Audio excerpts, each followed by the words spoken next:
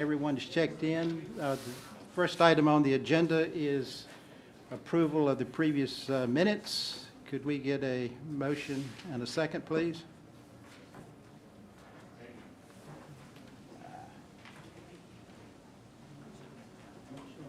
Okay. Is there any discussion? If not, we'll call the question. Just go ahead and vote, please.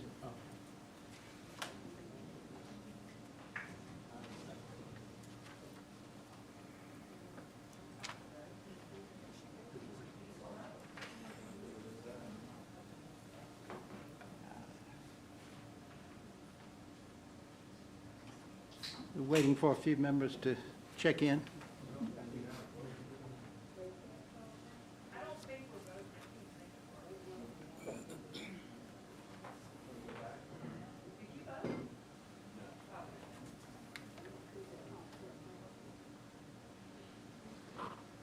We don't just do a hand vote and move on.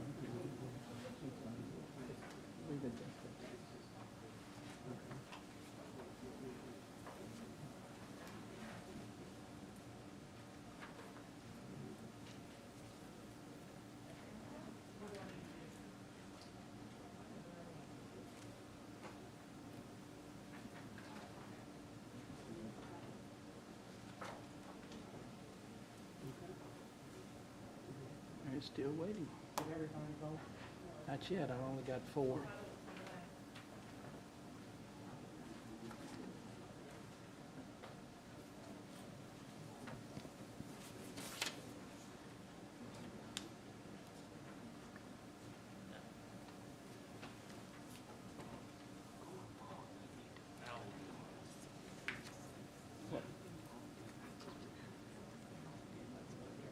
Okay. Nothing I need to do now. Okay. I think Bill and Chairwoman Scott, they're trying to get you in. Can we do a show of hands? Yeah. Let's do a show of hands. All approved, raise your hand. Opposed? Okay, the motion passes. Technology, you really miss it when it doesn't work. I was coming back from the airport yesterday afternoon, and my iPhone, my connection with AT&T went off, and I can tell you it was very miserable trying to figure out how to get home from between MARTA and catching a cab or Uber. So anyway, we all set. Next item on the agenda is a resolution authorizing the solicitation of proposals for the procurement of general planning consulting professional services, RFP P50097. That'll be led by Shirley Pearl. Hi. Shelley, I'm sorry. That's okay. Good morning. Morning, Chairman Pond, members of the committee, Mr. Greenwood, Mr. Renew. The Planning and Project Development Department wants to bring to you a resolution to authorize the solicitation of proposals for a general planning contract, and that's contract number P50097. Next slide, please. So the purpose of this is to get consultant services that provide critical support for the development and implementation of various studies that we take care of in the planning department: corridor planning, technical, environmental, transit facility studies, etc. Next slide. Next slide, please. So the need. The current the current plan will expire January 2023, and so we need the new plan. Let me start over. We need the new GPC to provide continuity of services and initiative. It will ensure timely advancement of our MARTA, Clayton, DeKalb, other expansion projects, and allows flexibility with current staffing and future needs. Next slide, please. A little bit about the background of the GPC that we have. It's generally for 5 years, 3 years with 2 one-year options. Previous budgets that we've had in 2013, we had a $23 million GPC. The current GPC that we're working on right now was adopted in 2018 for $66 million. Recently, it was increased to $69.3 million. For the proposed GPC, what we'd like to put out on the street would be for $76 million with the same duration of 5 years and 2 one-year options. Next slide, please. The specifications of the RFP would be generally along the same lines that we have. The scope of work is designed to encourage competition. We want to obtain the best technical capacity required for major expansion of our efforts. We also use the services to support cyclical staff needs. The work orders are generally just formal. They're proposed and selection process for large work efforts. We have direct assignment of work orders for staff support and technical work that we do in the planning department. Next slide, please.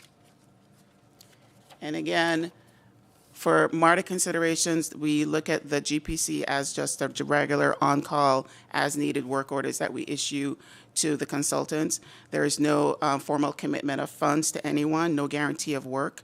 It's just a contract vehicle so that we can use to get the studies and the technical work that we do in the planning department completed. Next slide, please.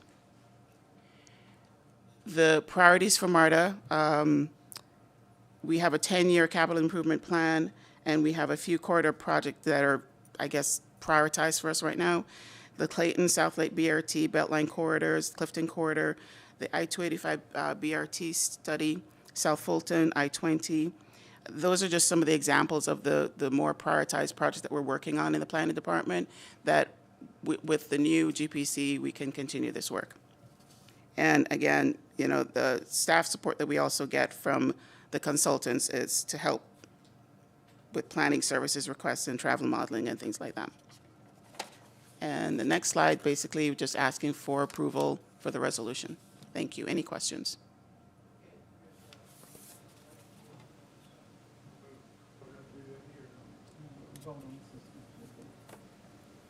All right. Thank you. Okay. Any questions for Ms. Pearl?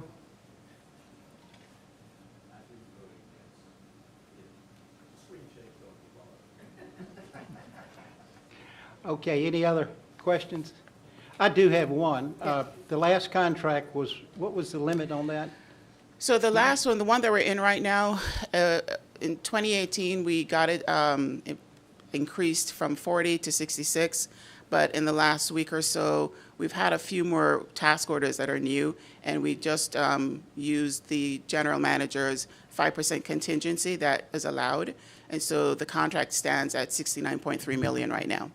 And you have basically contracted more or less that amount of funding, correct? Yes, yes, and we still have a few more that we need to take care of as well, so yes. Okay. Mr. Durrett. So I'm just a little confused why we would request proposals with a budget of $76 million. Shouldn't we just be requesting statements of qualification in order to pick the best group to then assign work to as it comes up, and then we have in our capital budget for this work the $76 million that we have authorized? I think that's what this is, Ms. Pearl. Well, yes, it is. I think what I'm hearing you say, Mr. Durrett, is you're not familiar with us saying the amount, the dollar amount. And I think that is just a policy of MARTA. That's how it's been done. I was told that we actually, maybe Jacqueline can help with that. Good morning. I'm Jacqueline Holland from Contracts and Procurement. I think you're referring to A&E type contracts. This is actually going to be an RFP. The A&E architectural and engineering procurements, we do come to you and brief you before we go out. This is actually an RFP process where we'll need you to give us approval before we put the RFP on the street. So that's the difference. I hear what you're saying, but what I'm envisioning is, let's say I put together a team, my firm and a handful of other firms, to be as attractive as possible, and I submit my proposal and say, I'm going to do whatever you ask me to do for $76 million. Is that what we're going to be getting? No, Okay. no, we're coming to you with an estimated budget to get your approval to, put the RFP on the street, but that's not what we're going to be doing, no. We have a budget, and that's what Shelley is sharing, the 76 million. It's not approved yet until we come back to you to award the contracts. It's just an estimate at this time. Mr. You've answered my question. They will hire several, 1, 2, 3 contractors. Right. Qualified on a qualification basis, and then they will, for every task order portion of that work, then there'll be a negotiated contract with the ceiling. That is clear to me. Okay. Thank you. Mayor Floyd? Yeah, a quick question. I understand this is almost impossible to do with any kind of competitive bidding, so I understand that part of it. As a request for proposal, do you have a group of firms that you're going to solicit this from? Or are they approved to list, or is any kind of pre-approval required before submitting a proposal to MARTA for this? Do you want to get that? So we do have a list of proponents, but we do not qualify them. In the RFP process, we have different criteria that we'll base the award on. Okay, so there's enough information there for a firm that's out there that looks at it and says, I can do that, or I can't do that. Right. Exactly. And to understand that, yes. or will you, if you get 25 proposals, will you eliminate 4 because they can't do what you think they do? Is that kind of the Yeah, procedure? so part of the evaluation process, we have different types of criteria, and they're weighted. So the source evaluation committee will review those and score them, and, as they score them, we can, eliminate or remove from the competitive range. Okay, so in the end, you will come back to us with a list of With the most, 15 firms that you want Exactly. approval to use. yes, hopefully it's not 15.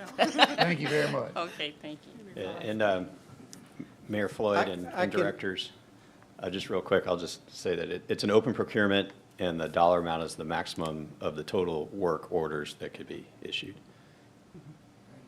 Bill, I can assure you there will not be a lack of interest for this contract. Okay, any other questions? Oh, there you go. Thank you, Rod? Mr. Chairman. Planning is really, really important, and because we have a lot of things that are going on. Does this $76 million envision the MARTA program also? Yes, sir. And I see we have a selection criteria for the consultants inside of the selection process. Is that correct? Yes, sir. We have, 25% with specialized experience with the required work. How did you, as it relates to the MARTA program component, and first, let me back that up. What percentage of the $76 million are you allocating to MARTA? There's not a percentage allocated to more MARTA versus another type of program. It's our general planning contract, so all of our planning needs. Okay, let me ask a different way. In the CIP for MARTA, how many dollars are you allocating for planning? This contract would authorize a maximum amount of $76 million over up to 5 years. For MARTA or for planning in The- general? All of our planning needs. Okay, I asked this a different question. The question is, what is the planning budget for MARTA? It's something we'll take forward when we bring our capital budget for fiscal year '23. Our fiscal year '22 capital budget is available online.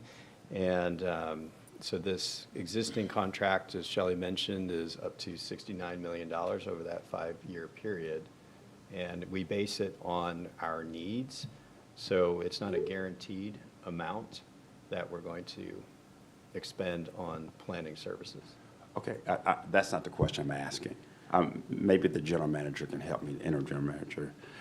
On our CIP for More MARTA, what do we have allocated for planning? What I would propose is that we come back to you with that number pulled out if that's something that you can wait for, and we'll come back to you with a specific response to that. What I'm concerned about is that we are hiring planners and make sure that we have the specific technical specialized experience in the CIP that we anticipated in the More MARTA plan. And I want to understand what the budget for that CIP is. And if when we solicit for these planners, are we soliciting and there's alignment between the CIP, the budget, and the experience that we're looking for? Yeah, so we'll get a detailed review of the CIP for you outside of this GPC topic. Yes, sir. And come back to you with those numbers. Thank you.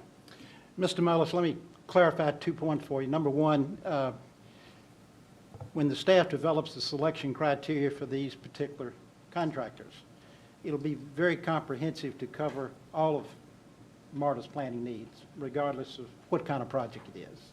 So those qualifications will be embedded in the RFP, and the winners will do that. Second of all, this planning contract could be used for any capital improvements program. It could be used in Clayton, it could be used in DeKalb, and other funding mechanisms beyond the More MARTA. So that's just a budget to do overall planning for the entire system. When there's a specific project for the City of Atlanta with More MARTA, then that money will come out of the budget for that construction, that capital improvements, that particular capital improvements project. Mr. Chairman. Okay, any other questions? Thank you. Okay, we need to call the question.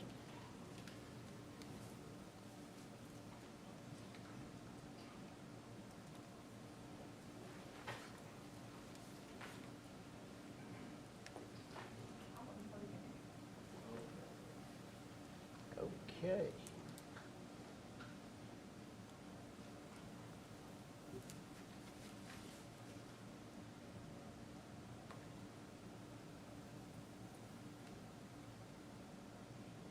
I think everyone has voted. Resolution passes. The next item on the agenda is a resolution authorizing the disposal of permanent easements and temporary construction easements in DeKalb County for traffic signal upgrades. That will be discussion led by Robin Boyd. Good morning, Chairman Pond, Mayor Floyd, Mr. Greenwood, and members of the committee. If you could go to the next slide, please. So DeKalb County is upgrading their traffic signals, and they've requested permanent easements and some temporary construction easements at 7 locations between our Eastlake station and the Kensington station. And this is a list of each one. You can see they're pretty small square footage needs, the appraised values with each one, and what we when we acquired them and what we purchased them for. So the total appraised value for the 7 easements are $69,940, and there is FTA interest, and that request has already been made for concurrence. And the next slide, please. So this is the first one. This is at Sycamore and Commerce in Decatur. And the next one, please. There are 2 near the Eastlake station off of Howard, DeKalb Avenue. And the next slide is at Park Place and Eastlake Drive. And the next one is near our Avondale, near the new TOD at the Avondale station. And the last one is near the Kensington station. And the next slide, please. So requesting authorization to provide those easements to DeKalb County. Okay. Could I get a motion and a second for this agenda item?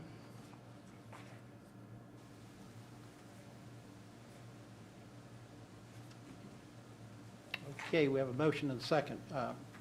Any questions for Ms. Boyd? One quick question, Mr. Chairman. negotiated estimated value, what does that mean? Okay, was that back on the second slide? If you could go back to the second slide for me. It says under the parcels, it says negotiated estimated They, value. they were the appraised values. We had them appraised and reviewed. Thank you. Yeah, Mr. Chair. Yes, go ahead. Yeah, so in essence, this is saying that we want to sell these parcels? Is that what this is? No, not in fee. It's their permanent, non-exclusive easements, so we can still use it. And these will be, some of the improvements will be underground. They're putting in electric boxes.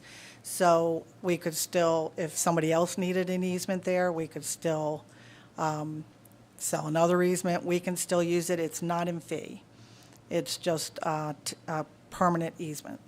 Okay, so help me understand. So that means that they just want to utilize that space and they're paying us for access? Correct. What that means? Correct, but we still have the fee, total ownership. Okay, all right, thank you. I appreciate that. Thank you. Any other questions for Ms. Boyd? Mr. Mullis? Is this MARTA just being a good neighbor and to encourage development around their property? Yes, when the municipalities, we always cooperate with the municipalities, GDOT, Georgia Power, yes, And we're just facilitating development and making sure that everyone can have access to the infrastructure. Is that Correct. correct? Okay. Any other questions? All right, we'll call the question. Could we please vote?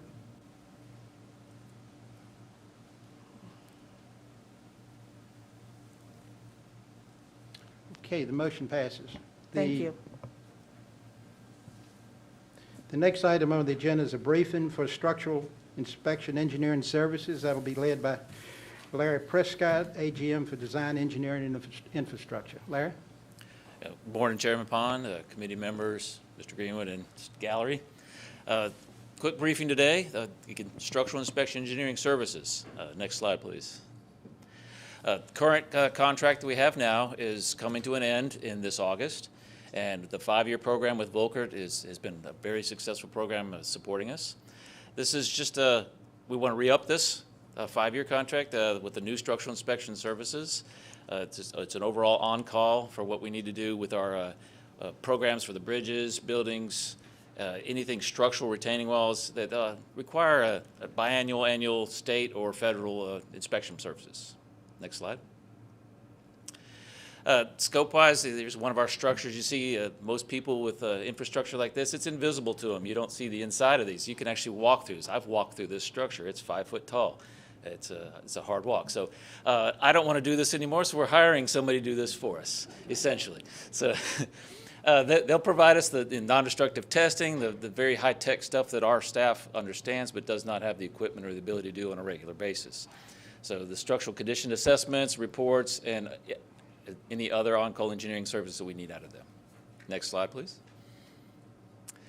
So this, again, is we want to solicit this to try to get this done this year before the August timeframe so we can have the new firm on board.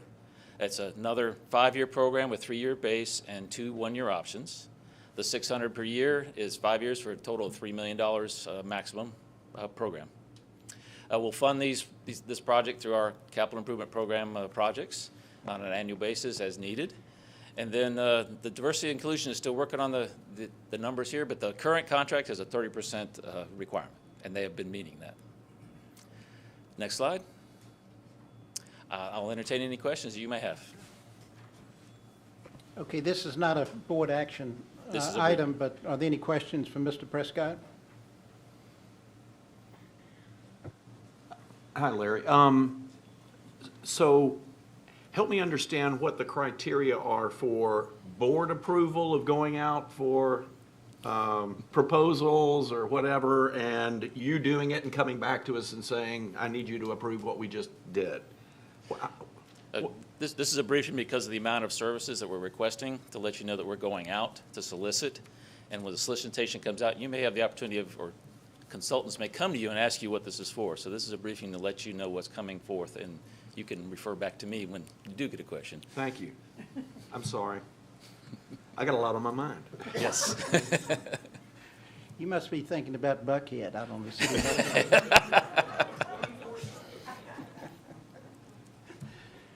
Are there any other questions for Mr. Prescott?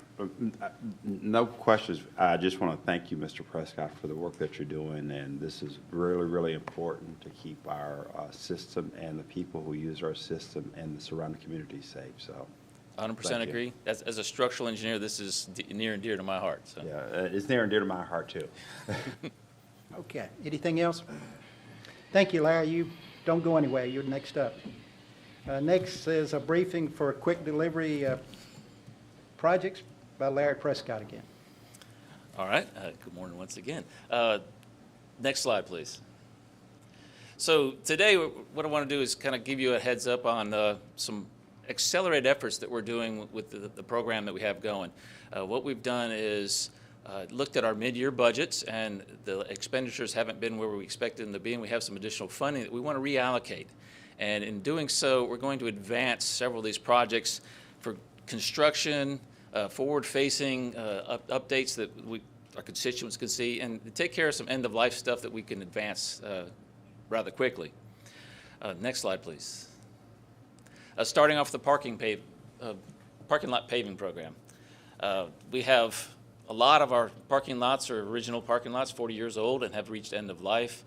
We've had a lot of different services out there with all the programs that we allow to have on our sites, so it's had some wear and tear that we've been maintaining. So what we want to do is advance this as quickly as possible. We've selected 12 stations, and we're utilizing our A&E architectural engineering and our construction management at risk on-call staff. We're using 5 of our 6 A&Es due to availability and specialization within the different stations, and all 4 of our CMARs to advance this. We've already started with the consultants, the geotech, and getting the CMAR's work orders in place so that we can get this done as quickly as possible.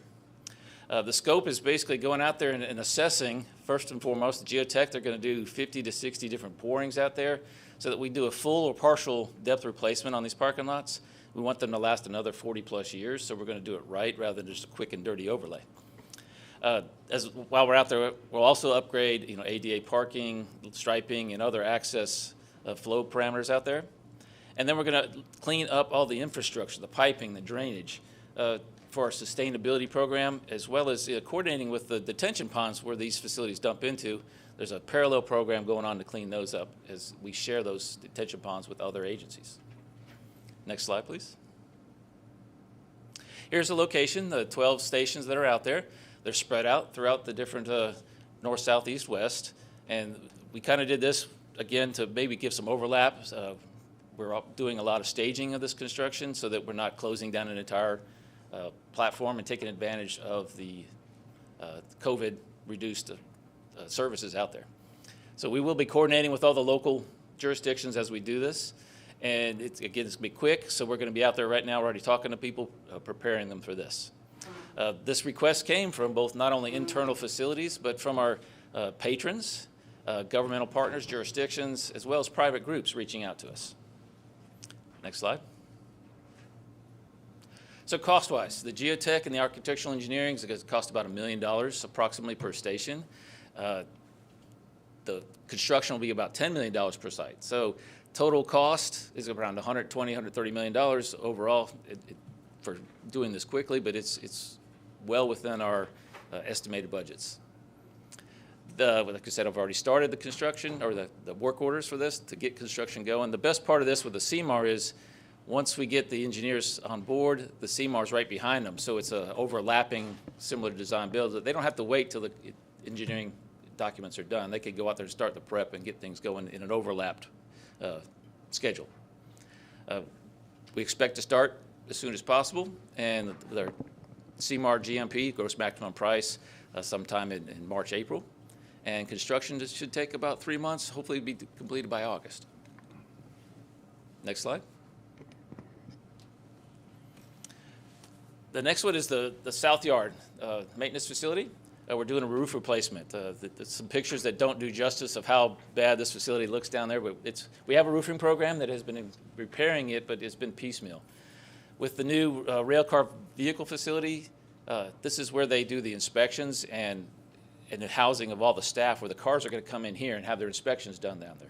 So we want to make sure this facility is A grade, and we're doing the entire roofing instead of patching it. We're going to go in and do one full sweep. $2.25 million is being advanced instead of doing it over the next year or two. We're going to try to get this done as quickly as possible, starting next month or April, May timeframe. And again, this will take about 2 to 3 months to finish this up by the end of the fiscal year. Next slide, please. And the last one is a tunnel ventilation system, the feeder cables. Right now, the tunnel ventilation is wrapping up this fiscal year. And so while we're out there, we've replaced all this equipment and new facilities and communications out there. Well, one of the things we noticed is a lot of the power feeders, the cables that run through our systems also are the original 40-year-old cables. Those weren't included because they were just, the system was an equipment replacement in kind. Now we went out there looking and we did some testing, and some of the cables are really old, so we're replacing those as well. So this is additional infrastructure replacement. It's cheaper, quicker to have the crews that are out there now to do it while they're still out there. They're restarting this later or have an issue with it failing afterwards. 3,100 linear feet doesn't sound like much, but it's all underground and connecting from the street down. So the cost is right at just $250,000, which is very reasonable for what we're doing in such a short time frame. Next slide. All right, smart restrooms. This program has been around a while, and we've had a lot of stops and starts. It's been a bumpy road on this one. It's similar to what we've done out here at Lindbergh. We have this facility out there. We're doing the same thing. What we're trying to do is advance these 5 stations, Indian Creek, East Point, Dorville, H.E. Holmes, and the Dome Mercedes-Benz location. Again, this is ongoing, has been for a while. So one of the things we want to do with this is advance it with some funding this year and trying to be a little bit of economy of scale here with what's going on these days with the technical environment of putting out a $3.2 million procurement of all of the 67 locations rather than doing 4 or 5 at a time. And so by doing that, we can set up get in the long lead time schedule so we don't have stops and starts anymore. And we'll be able to stockpile this equipment as it comes in. But once we get in the production line, we get a reduced cost of not only the general consultant restart and restart, but also with the vendor themselves. There's some long-term longevity. We get them a big contract, and this will take it's an 8-year program. We want to reduce that by doing this, having the equipment brought in quicker, and then being able to step up the resources to put these in rather than start and stop it once again. So this will help us, again, reduction of the time frame is the key point here, and spend the money up front while we can. Next slide. And I'll answer any questions on those. I know there was 4 of them that were thrown out there. So, Thanks, Larry. Again, this is a briefing, and Yes. it's a briefing showing how they plan to advance the station rehabilitation program. So are there any questions for Mr. Prescott? Mr. Chair, I have a question. Yes, Chairwoman Scott. In of the stations addressed for the paving, will it be done all at the same time, or are they in any particular order? they're going to be distributed throughout. We're going to have the 4 different contractors work in the 4 different quadrants. And so we'll have one contractor, as an example, doing the east line. There's 3 stations out there. What they'll probably do is we'll do it in sequence. So what we want to do is not have 3 stations closed down at one time. We'll start with the first one and do partial of it, we'll close 50% of it, and then when they move on to the next phase, they'll move to the next station and the next station on out. So it won't be all on top of each other at one time, but we have all the stations closed. So will we know in what order?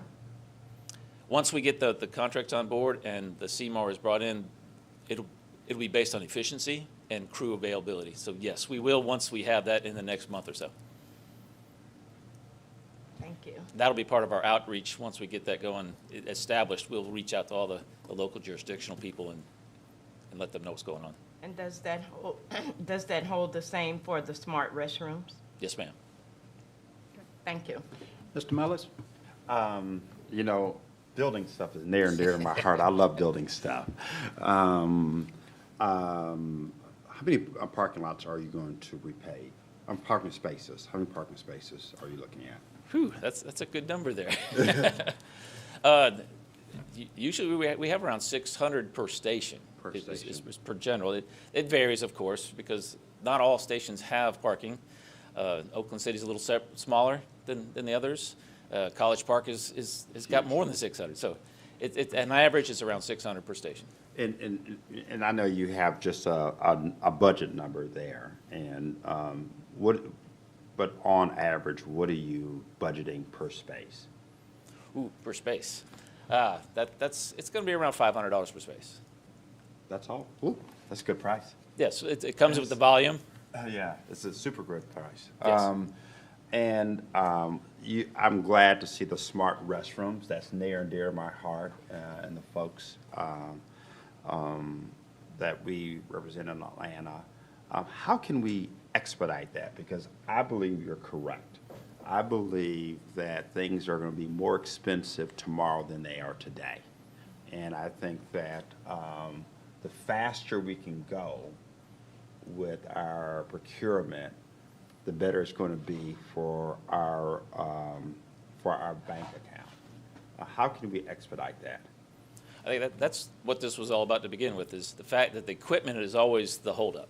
Mm-hmm. So by doing a one-time purchase up front and getting in their long production time, we need 2 per station or per location. So if we get 4 in, and we know once we get that contract signed of a long-term contract with them, they'll get in the production line, and that production won't be an 8-year production line. It may be a 2-year production line. And once we have that production line established within this project we're setting up now, we'll be able to adjust the resources to install those. So just to help me, I'm new, so please allow me a little time. The money for the smart restrooms, how do you allocate dollars for that CIP? Is there any way for us to expedite that if, say, Atlanta said, we want smart restrooms, we want you to do all of our stations? Could we put it in a more MARTA plan to make that happen? That's 2 Larry, questions. let me help you here. Yes. I believe the fastest project delivery and also the most efficient and least costly is to use the construction teams assigned to that station and do all of the work at the station at the same time versus doing elevators or restrooms at 20 different locations. So I think you're on track there, Larry, right? Yes, yeah, and having those crews specific to the stations is very economical, since they're already going to be there doing either station rehab or other work, to have this added to it. But what I'm talking about is the supply of the, there's a long lead time, 13 to 18 Yes. weeks. I believe things are going to be more expensive tomorrow than Correct. they are today. Could we buy more than just for, Can expedite that anymore. If you look back, having been here for 10 years as a board member, this is light years ahead of what we've seen in the past. So I mean, 6 months. It's to be completed in August. I think that's expedited. oh, yeah. And as we do the 6 months, we'll build upon that and lessons learned and be more economically sufficient with adding additional resources as the equipment is more available. Okay. Ms. Blakely? Very good. I really like this. Good. Ms. Blakely? Thank you, Chairman Pond. 3 questions for you, Larry. So the first one, in regards to the parking lot replacements. So when you guys are doing those in line with the detention pond improvements, are you giving consideration to green infrastructure, things like fire retention swells and things like that, that could serve dual purposes such as beautification as well as like water quality treatment and things like that? Yes, we've been coordinating with the counties and the city to try to update those at the same time. The parking will only be doing the cleaning of the parking lot facilities themselves. So that's why the detention pond program is separate and parallel to us. So we're coordinating with them. Indian Creek is doing that right now. So the city's doing upgrades in the area, and so our crews are working parallel with them because we share that detention pond. So stuff coming from our side, we're cleaning it up as it goes into it, and they're cleaning up on the city side, county side, on what's coming out of that detention pond. Okay, all right. And then second question in regards to the smart bathrooms. So why, and I don't know if this is a question for you or for C team, but why are there no projects south of I-20 in that list of improvements, smart restrooms? This one was the first 5 priorities. That we're doing all of them, but the first 5 were the ones that were available, where we have crews that are working, like Chairman Pond said, we have crews that are out there now that we're utilizing them to piggyback on other work. Again, to help the 6-month expediting of these first 5. And so after this first 5, we'll then be able to project when we can get Yes, others? yeah. into We have the- 9 waves Okay. of doing 5 at a time. And so what we want to do is, this is the pilot to advance this. Again, once the equipment is available, that will dictate that production of how quickly we can adjust those to other areas. Okay. And then last question, this is all great news, but how are you guys prioritizing, like, okay, so these are the projects that we're addressing with these additional funds, like how did you prioritize what you were gonna do with this round of funds? Well, this round was first based on the available budget, and then the prioritization came from what can we get done within this fiscal year or rolling into the next fiscal year. So they're, like the parking lots themselves, the recommendations came from the patrons and from the jurisdictions. So we used them as our prioritization of selection to how many we did and how quickly we could do it. And it was only 5, parking lots are 12, but the bathrooms are only 5, because that's all we can do within that time frame. Thank you. Yeah, Floyd? Yeah, expediting stuff for federal transit stuff is unusual, and I commend you for looking for ways to do that. And as dealing with cities in the past, I can tell you that the first thing usually when we repave a street, within the next week, somebody digs it up. Usually water and sewer people. And I noticed in here that we have Kensington Station. I know there's a plan out there to develop that area in that parking lot. We're not about to pave this and then have somebody a year from now dig it up, are we? I mean, we're No, sir. looking at that, aren't we? We have been coordinating with Jacob Ballo on his TOD planning program that he has out there. So there's certain lots that are high priority right now for TOD. We are designing all of them just in case the TOD does not happen, but we are avoiding those areas up front, yes. Okay, this does be good to know So you're at least these are the thinking first about 12. that. We're not going to do the entire parking lot. We are going to, like Kensington, that the parking lot, the north parking lot is where the soccer station's going, the new soccer. Okay. So we're not doing that one because soccer's going to be put on that in the next few months. And then the southwest one is where the TOD is looking at, so we're avoiding that. I would encourage communication about that. Yes. Sometimes they don't always talk to each other about stuff like that. Thank you. All Mr. right. Crossan? Yeah, my question is, when they do the resurfacing of the parking lot, are they going to replace the signage? Is that also included in this? The signage that's Only where it's affected. Only where it's So overall, station wayfinding is a separate contract. okay. That's- It would be nice. So we want to make sure we Yes, sir. kind of address that too. And the next one has to do bathrooms. So aren't there bathrooms for the employees as well as the public? Yes. Okay, so the employees' bathrooms, are there any plans to do anything in that space? I mean, I haven't been in those. I've been in a bunch of these bathrooms. So, but I'm wondering, I mean, are we looking at the employees' bathroom, making sure they look nice and that they're going to be upgraded too? Unfortunately, employee bathrooms always seem to be just a step above garage, gas station bathrooms. Okay. But they are industrial in general use. Employees will have use of these, just like we do have here at Lindbergh, that will have full use here. In most cases, yes, the station rehab is doing upgrading and cleaning of our existing restroom facilities out there for staffing. Okay, all right, thank you. And I really do like the smart bathroom. It really is nice when we have them in. Yes. Any other questions for Mr. Prescott? If not, that'll close off this item. Are there any other matters to come before this committee? If not, we'll adjourn the meeting. Thank you.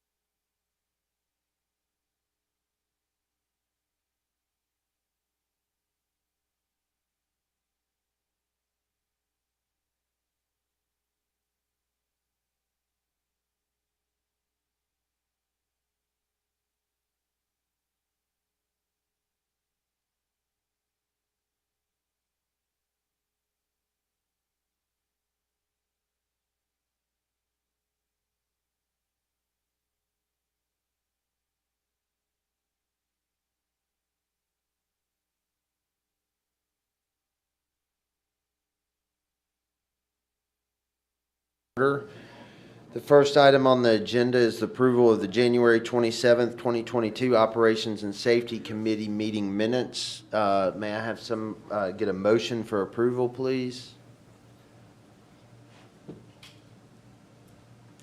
Mr. Pond has moved. It's been seconded. Any discussion? I'll call the question. Please vote. The minutes pass. Thank you.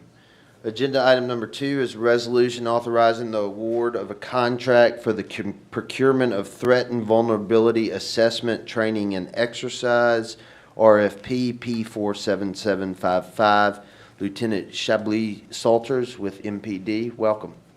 Good morning. Good morning, Chairman Worthy, Mr. Greenwood, Mr. McKinney, and members of the committee.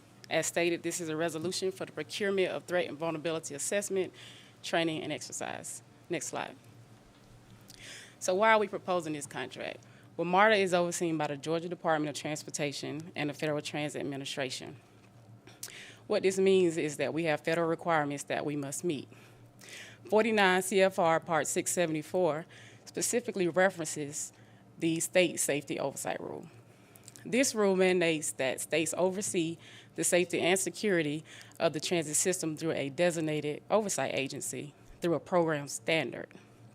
Naturally, as a transit agency, we have safety and security measures in place, but we must specifically adhere to the state requirements.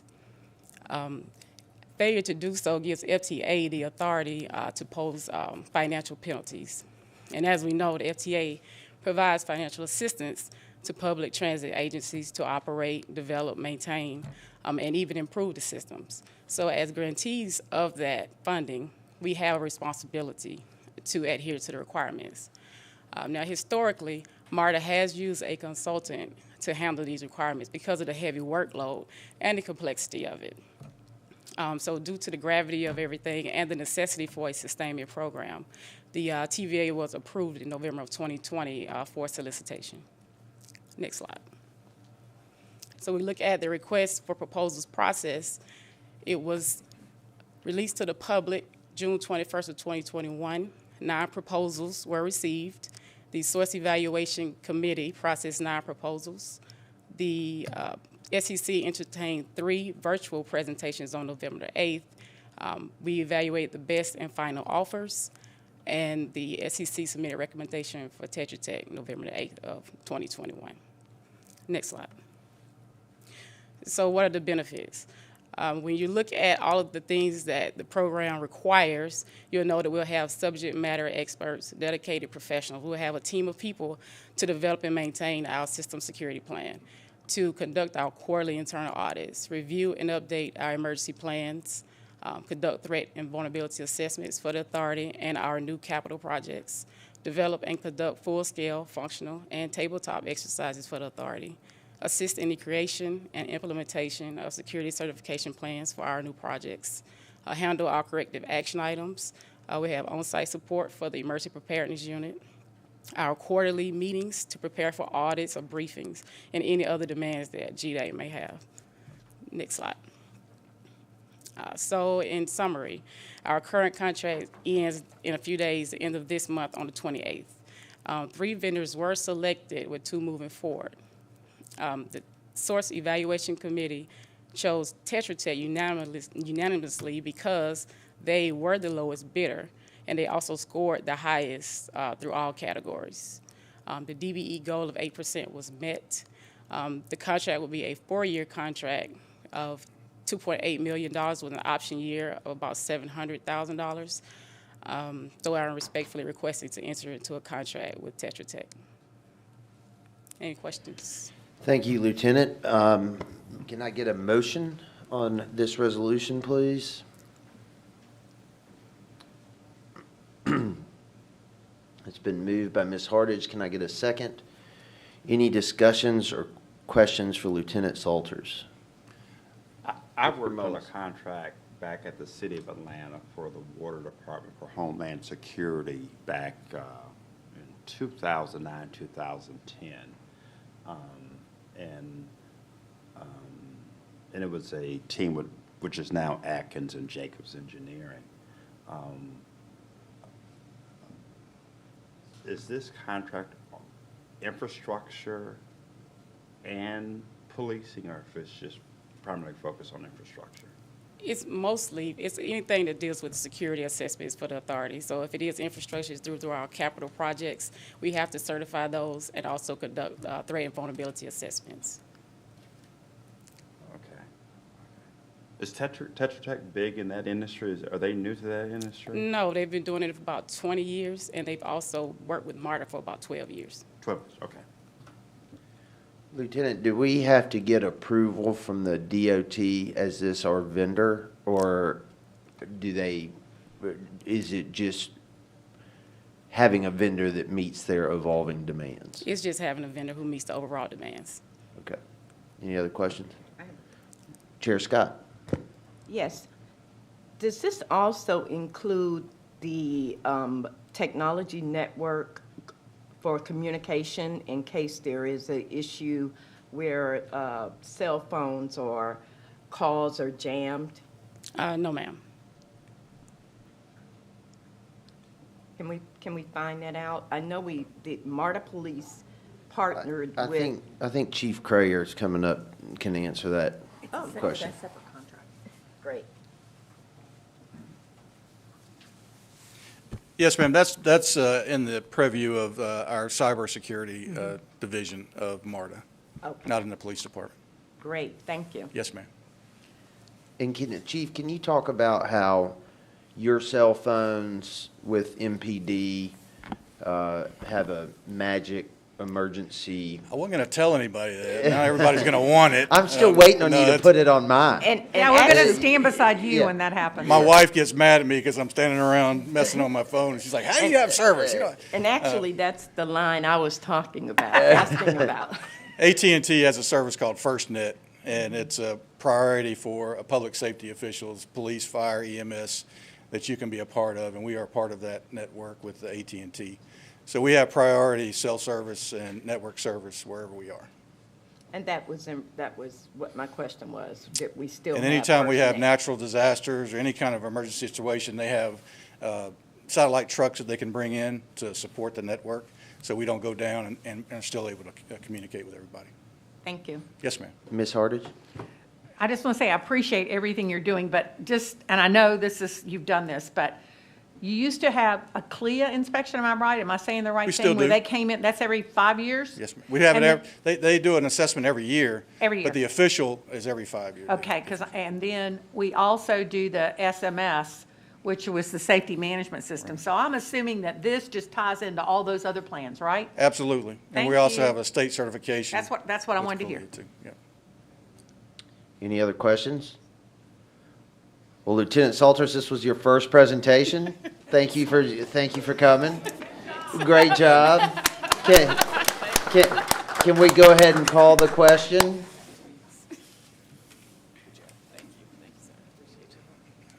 The resolution passes. Thank you. And we already have Chief Crayer up at the podium, so we'll move to agenda item number 3, resolution to rescind the award to Tyler Technologies, Inc. and an approval of award to Central Square Technologies, LLC for police computer-aided dispatch and records management system, RFP P4669. Turn it over to you, Chief. Hard to follow the LT, but I'm going to try. Good morning, everyone. Good morning, Chairman, Mr. Worthy, Chairman, Vice Chairman Abdul Salam's not here, but the rest of the board members, Mr. Greenwood, and of course, Mr. McKinnon. Chief Crayer here. I just wanted to bring before you today, unfortunately, we're going to have to ask permission to rescind the award to Tyler Technologies for our computer-aided dispatch and RMS system. Did an extensive conversations over many weeks. I have to thank the legal department with Mr. Hunt and his team, our contract and procurement office with Ms. Davis and Ms. Holland's team, members of the MPD. We all worked diligently throughout the last actually a couple of months now, to try to make this work, and it just didn't. So for the benefit of some of you that weren't here when we presented this, I'm just going to go real quickly over the slides to talk about why we need this. So if you can go to the next slide. Our current, if you don't know, CAD is a computer-aided dispatch. This is what our dispatchers use to communicate with the entire system in the police department, right? So this went with a company called PAMET back in 1995. And of course, it's 2022. So we're still writing police reports on paper and pen. And unfortunately, we're past that now with technology and with the requirements of the federal government and the state governments on how we report crime. So we do have a contract in place now for supporting the PAMET system until we get this replaced. Secure Technologies is doing that for us. In this slide that we use, it was over in December, but we do have an extension on that contract. So we aren't in a bad place right now with supporting any needs that we need currently with PAMET. This is how long it's been going on. Ops and Safety approved this in 2020. So we've spent most of 2021 working through the process and coming up with some solutions. And if you go to the next slide, some of the benefits, obviously, that we're looking at, our mapping and aerial system imagery systems is going to be greatly enhanced by the new system. We're going to get rid of probably 20 to 30 paper reports and go electronic to where our officers are on the line, can electronically do their police reports and do their supplement reports, send them electronically to supervision for approval, and then up to our records management system, which will ultimately report that to our state and federal partners as required. Other things, of course, the automated address verification system, caller ID system through 911. There's just a lot of different benefits that we've been behind on technology-wise, and we're looking forward to moving forward with this. Next slide, please. So we started proposals in 21, went through the entire process, and eventually I came to you for approval for Tyler Technologies for the contract. Next slide, please. So obviously the first question is why we couldn't go with Tyler. So I just wanted to cover 2 or 3 of the very high-level issues that we faced that I felt and that the team felt were not going to get us where we needed to be. For a catastrophic system failure, we requested as fast as possible for that system to go back up again. Tyler Technologies said it was going to take up to 20 minutes for them to reboot the system and get us back working again, where the next company in line, which is we'll talk about, Central Square, said they can do it in 1 second. The biggest thing for me, Tyler Technologies warranty coverage. So Tyler said they wanted it to commence on the contract award date. And we thought, well, it's going to take a year, year and a half to implement this new system. We're going to lose that year, year and a half with our warranty. So we wanted it to commence the day of acceptance of the system, right? So those are 2 of the big things. There's a lot of different little smaller things in the scope of work that our technical team just didn't come up with solutions with Tyler on. Also, Mr. Hunt and his team diligently went through the contract, and I think that's the most red I've ever seen on a contract from a vendor. They just couldn't agree on just basic things throughout the contract that MARTA requires in their contract. So we moved forward. We called them and had a discussion with them a couple of weeks ago and told them that we were not going to move forward with their company. And I don't believe that they've responded. I think they have 10 days to respond, and they have not. So we want to move forward. So today I'm going to ask you, respectfully request that we rescind the award to Tyler Technologies and move forward with the next vendor, which is Central Square. That 4-year contract is valued at $4.5 million. The DBE goal was set at 12%, and Ms. Nash's team let me know yesterday that Central Square is now at 10%, so they're going to work diligently the next couple of weeks to try to get that to that 12%. This is not a contract that is funded by federal dollars, so the FTA requirement is not there for DBE, but of course MARTA, we want that to be 12%, so we're going to work hard to make that happen. So today I'm respectfully requesting authorization to enter into this contract with Central Square in the amount of $4,529,000 $169 for 4 years. Thank you, Chief Courier. Can I get a motion to approve this resolution?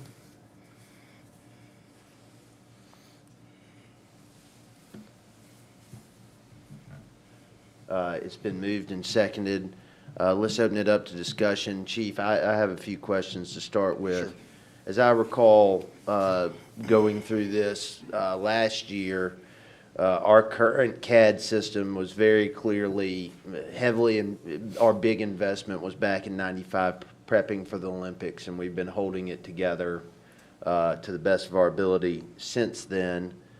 The need here is great. I just wanted, my one question is, Central Square was the second finalist in the RFP with the SEC, correct? That is correct. I believe, if I'm not mistaken, the scores were very close with Tyler. I think the biggest difference might have been cost at that time, but everything else was above. Well, in my mind, in the middle of a natural disaster or a terrorist attack or something, 20 minutes is a Big lifetime. difference. Absolutely. Is a lifetime. Any other questions? Chair Scott. Are there any repercussions in rescinding the contract? That was So that I think 10 Mr. Hunt days. might be able to answer that, but I think they had 10 days to respond, and I think those 10 days have passed, so they have not made any objections to the rescinding. So there will be no consequences.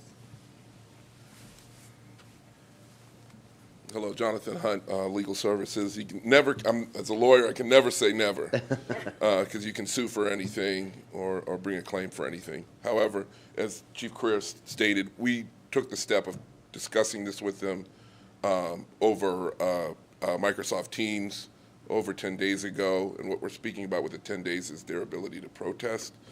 Arguably, they could protest to say that Central Square itself is not qualified to do the work, which would be separate from them protesting the fact that they're losing or not being awarded the work. But at this point, we don't think there's a high likelihood of that occurring.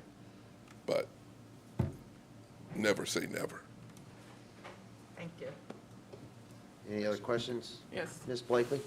In terms of the DBE, was the prior company, were they able to meet the 12%? They were. So in this case, I know that the Central Square is at 10. Are we going to ensure that they can meet the 12? Because I mean, so the point is, if the one company can do it, then there's no reason that Central Square shouldn't be able to do it. I'll let Ms. Nash speak on that. I believe there were some supply changes in distribution levels, but I'll let her. Thank you. Sure, yes. So this company actually initially was exceeding the DBE goal.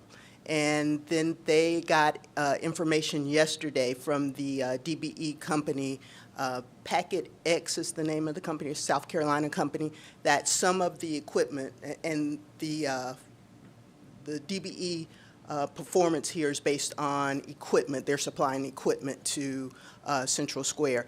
And they got information yesterday that the DBE company would not be able to get all of the equipment that they originally thought that they would be able to get.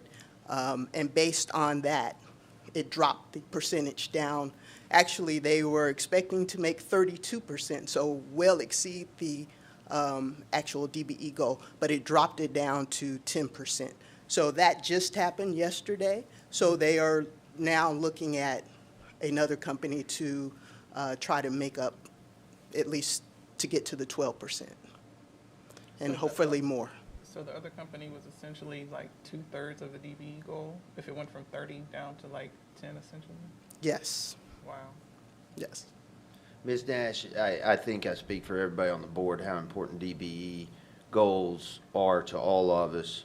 I've also found that putting that number on something that is very subjective is sometimes hard to do, and your folks do it very ably, but I often ask you this question: are you comfortable that this company is acting in good faith to meet our goal?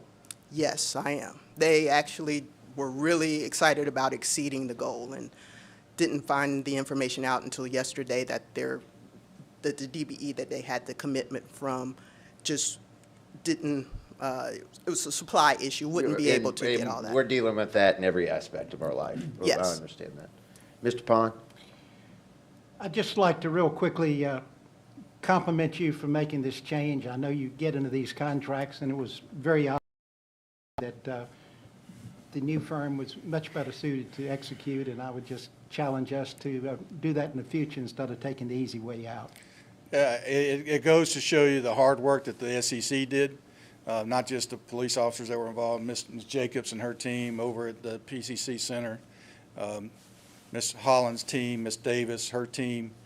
Everybody just went line by line by line, and I think we have to do due diligence in every single one of these contracts like that. And it's a pain. It's a real lot of work for a lot of people and a lot of time. But I think it's worth the effort to get the best product for MARTA. Chair Scott? To piggyback on the question asked by Ms. Blakely, and I understand we are in a situation where meeting certain goals is difficult, but we have to also still anticipate that we can make that goal, and also set a time frame that if we make it easy for every company to say we can't meet that goal, and then we just accept that without still setting a criteria or a time frame, then we're not doing our due diligence for MARTA and for our jurisdiction. So I just want to make sure that I make that comment so that we still realize that we have a goal and we should attempt to reach the goal.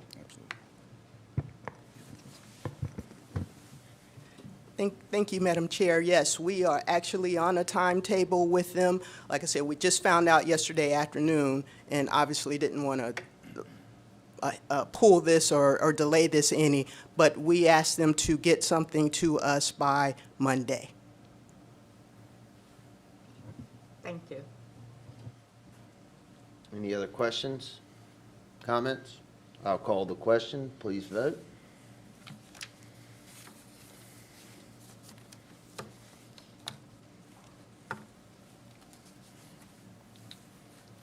The resolution passes. Thank you, Chief. Thank you.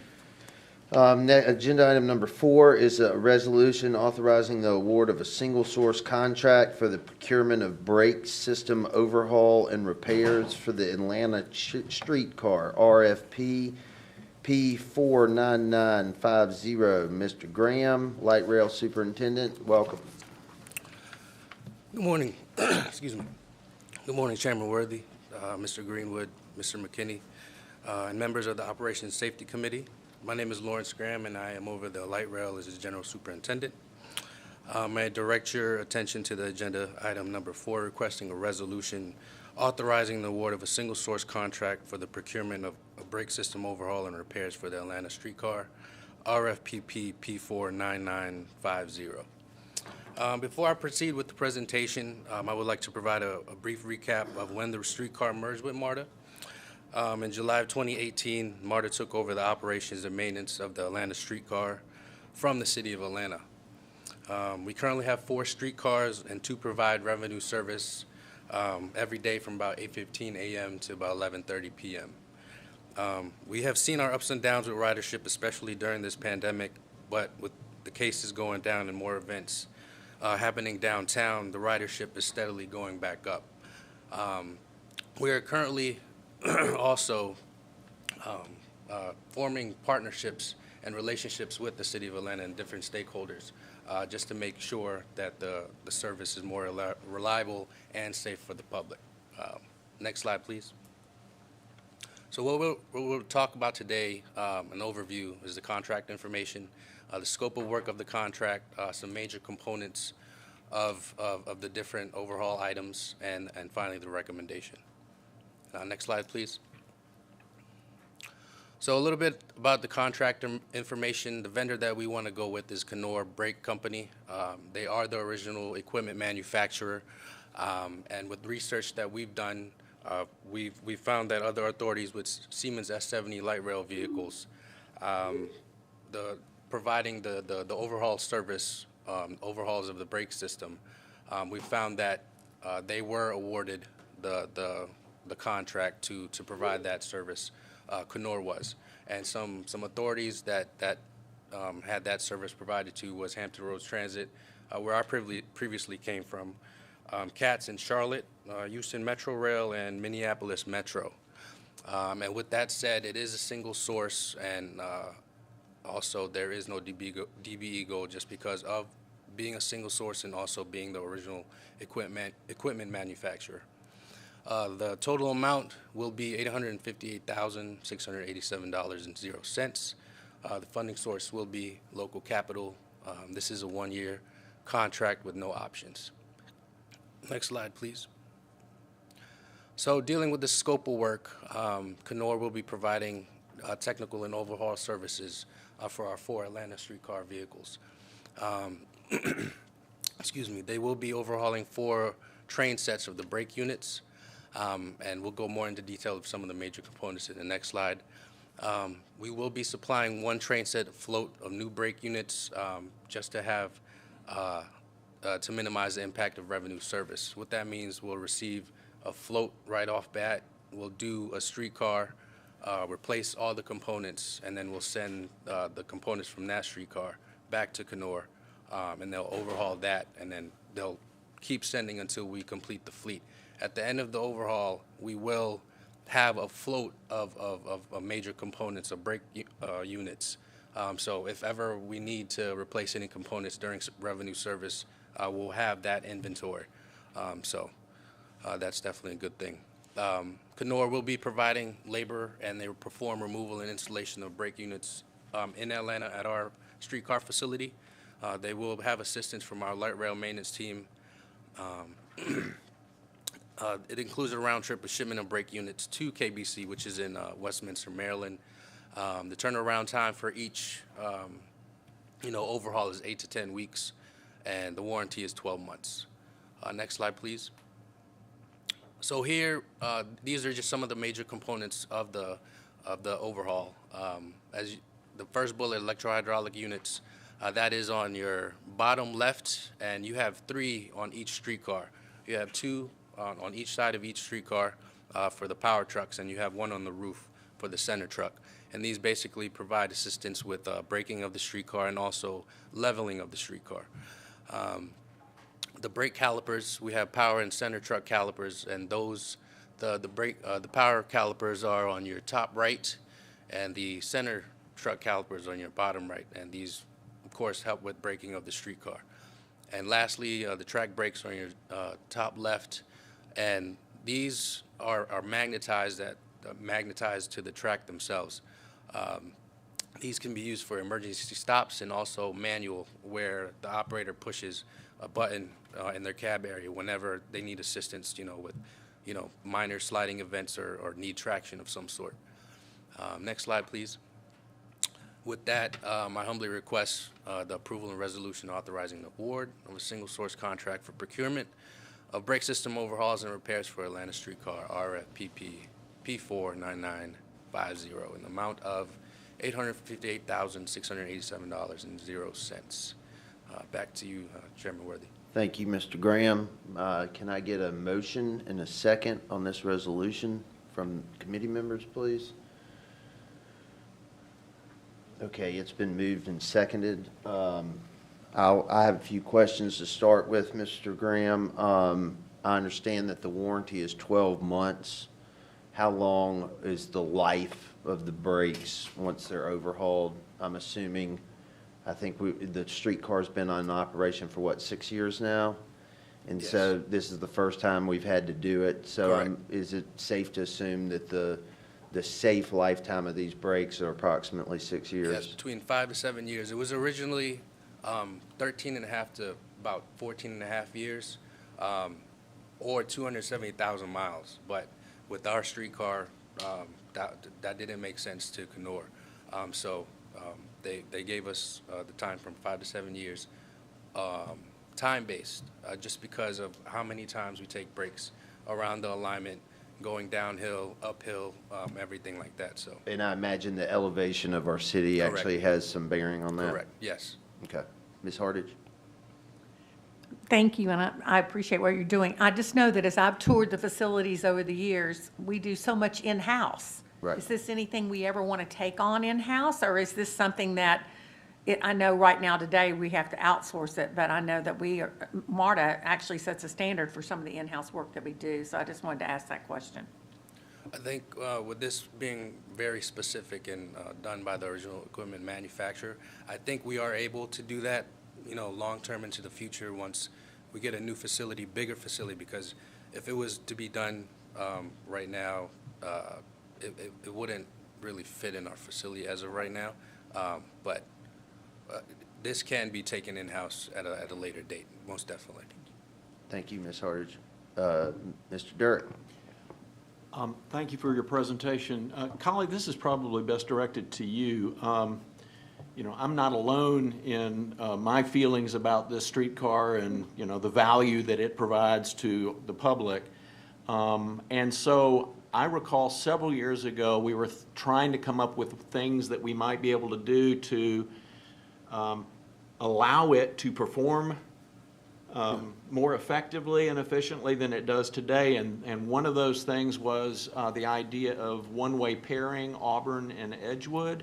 And I'm curious to know, maybe not now, but I would like to know soon, whether or not that's still an idea that's being pursued and where it might be in the process. So I can thank you for that question. I can say, generally speaking, we are very much in agreement that when we did our bus network redesign, for example, we looked at the streetcar and the service it provides, and the goal is to maximize utility of the streetcar, access to the streetcar. So even in the networking of the buses, we've made a commitment to make the streetcar a more viable part of our transportation service. The one way I would have to get back to you in terms of the status of that initiative. But I also want to talk about the fact that we, through Chief Creer and his work with MPD, we've started to kind of forge a new understanding in terms of when streetcars should stop running and when they should absolutely be supported to continue. So, major parade or a diversion, or not diversion, parade or event of that nature is no reason to stop the streetcar service. In fact, it's more reason to support it, protect it, and keep it rolling. So that and the acquisition of one or two more additional streetcars is in our future. That way, the reliability of the fleet is not in question, and we will always have at least 3 plus a spare on the road. So those are some of the initiatives we're looking at to improve the streetcar service, and I'll get back to you specifically on the one-way corridor. Any other questions for Mr. Graham? We'll call the question.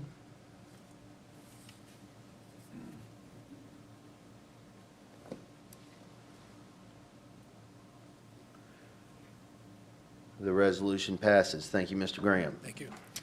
Agenda item number 5 is a resolution authorization of modification and contractual authorization for airport end-of-line rail car cleaning, P49173. Mr. Bernard, welcome.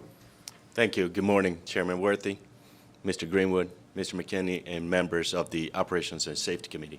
Again, my name is Jorge Bernard. I am the Director of Rail Services for the North-South Line. And today I'll be talking to you about the terminal point cleaning for the rail cars. Next slide, please. So a quick overview. I'm gonna mention a little bit about the scope of work and the contract information and some of the recommendations that I'll be proposing today. Next slide. So the scope of work, so primarily on our own staff, we have one individual that is slated to work at each terminal point, and their main responsibilities is to clean the rail cars as they arrive before they depart for the next trip. Some of the things that we look at doing is delittering the rail cars, picking up any trash, sanitizing any high-touch areas, and mopping any major spills or anything like that that we can accommodate in a couple of minutes that the train sits at the terminal point. Next slide, please. So this picture here depicts some of the items that I've just mentioned of what they're doing and what our staff is doing primarily in those terminal points. Again, as they're sanitizing everything, cleaning all the high-touch areas. As you are well aware, the environment that we operate in today with this COVID environment, it is very necessary for us to perform this work. Next slide, please. So currently, we have a contract with Atlanta Transportation Systems, and that initial award was for $195,000 for a period of 60 days. What they did for us is they provided additional staffing at the airport to be able to perform this task with us. So basically, we increased our staffing from 1 to 6 at the airport.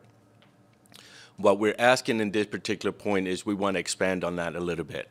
So we want to increase and expand the contract through the end of the fiscal year. And we also want to add a second terminal point at Indian Creek so that we are providing the same service in both the north-south line and the east-west line as well. So we're providing equality for all our customers. So next slide, please. So again, I'm requesting for the board to consider and for us to be awarded the opportunity to expand on this program so that we can continue cleaning these trains and provide the service and the level of service that the customers do deserve and expect from us.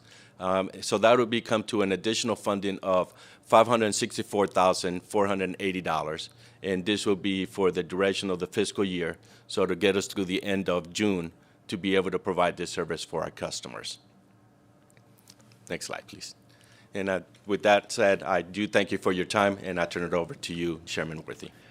Thank you, Mr. Bernard. Can I get a motion and a second on this resolution from committee members, please? It's been moved and seconded.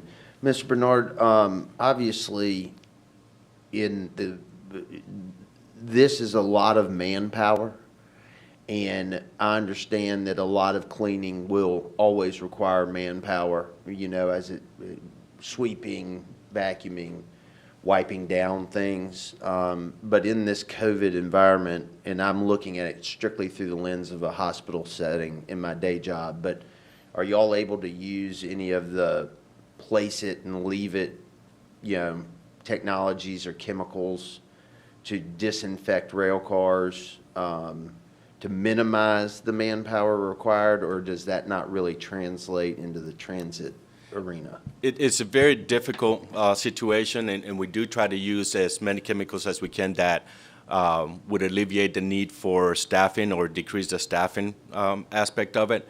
However, with the amount of traffic that we have, the customers that basically ride the trains and create other problems for us, it is becoming quite apparent that we need to stay on it, and staffing is an issue that we need to probably sustain for quite some time.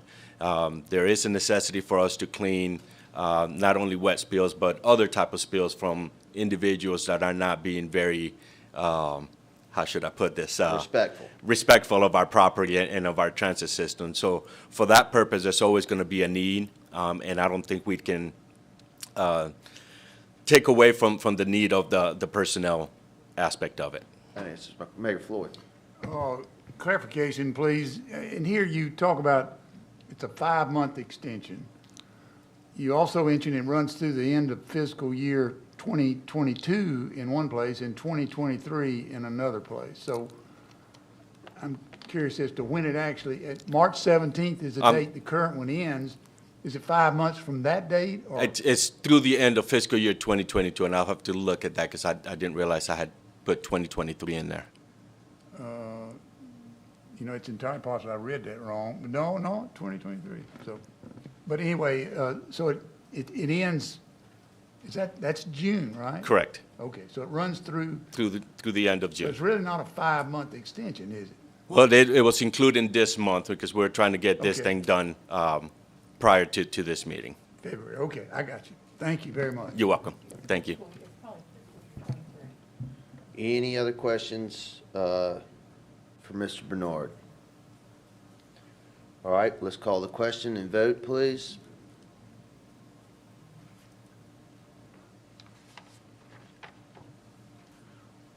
Chairman, my mouse was in the wrong spot. Okay. So please make that 4, just for the record. Will you please let the record reflect that Mr. Snyder is in favor? Thank you, Chairman. Appreciate that. Thank you, Mr. Snyder. And last on our agenda is an all-star lineup of 4 folks in rail operations for our FY22 December KPIs in rail operations. So we'll turn it over to you, Mr. Wright. Thank you, Chairman Worthy. Good morning. Good morning, Mr. Greenwood, and good morning, Mr. McKinney and members of the Operations and Safety Committee. My name is George Wright. I'm the Interim Chief Operating Officer, and if I may, please direct your attention to Agenda Item Number 6, where members of the rail leadership team will be delivering a briefing on key performance indicators, or KPIs, from this past December. Next slide, please. First, I would like to start off by thanking the committee for the opportunity to add some color and context to our KPIs, which I believe provides value to both the committee and staff. Next slide, please. And if I may, some brief comments regarding our KPIs. I think the first thing that I would like to get across is that as an operations team, we really approach and manage the KPIs through the lens of the customer. In other words, we understand that our role as an operations team is to deliver value for our customers and connect the dots in how we perform. So, for example, when we're meeting and surpassing our KPI targets, we really look for opportunities to normalize those best practices that resulted in that on-target result. And likewise, when we're missing KPI targets, we're going to definitely pursue with urgency corrective actions, but we also seek opportunities to glean information that will drive our decisions. Those decisions could be as grand as procuring a brand new rail fleet, or as routine as making sure we cover a particular topic with our maintenance folks during a pre-shift meeting. Now, all that said, my actual role today is to introduce the rail leaders that will be presenting on their KPIs. First, we have Mr. Miller, who you know well. He's presented before this committee a number of times over the years. Next, we have Mr. Chambers, who will be presenting before this committee, I believe, for the second time. And finally, our newest director, Mr. Bernard, who you just met. And in fact, Mr. Bernard, you're first up, so thank you.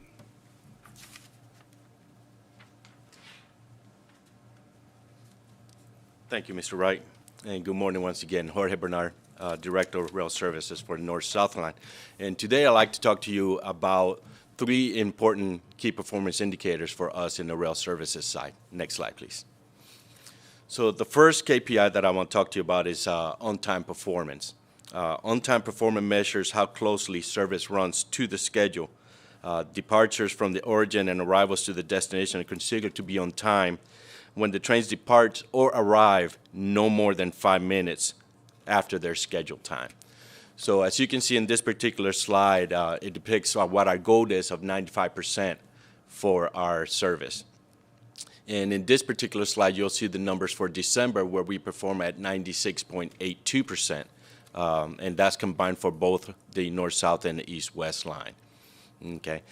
This particular KPI is important to us because it gives us a grade for our customers to see how we are performing.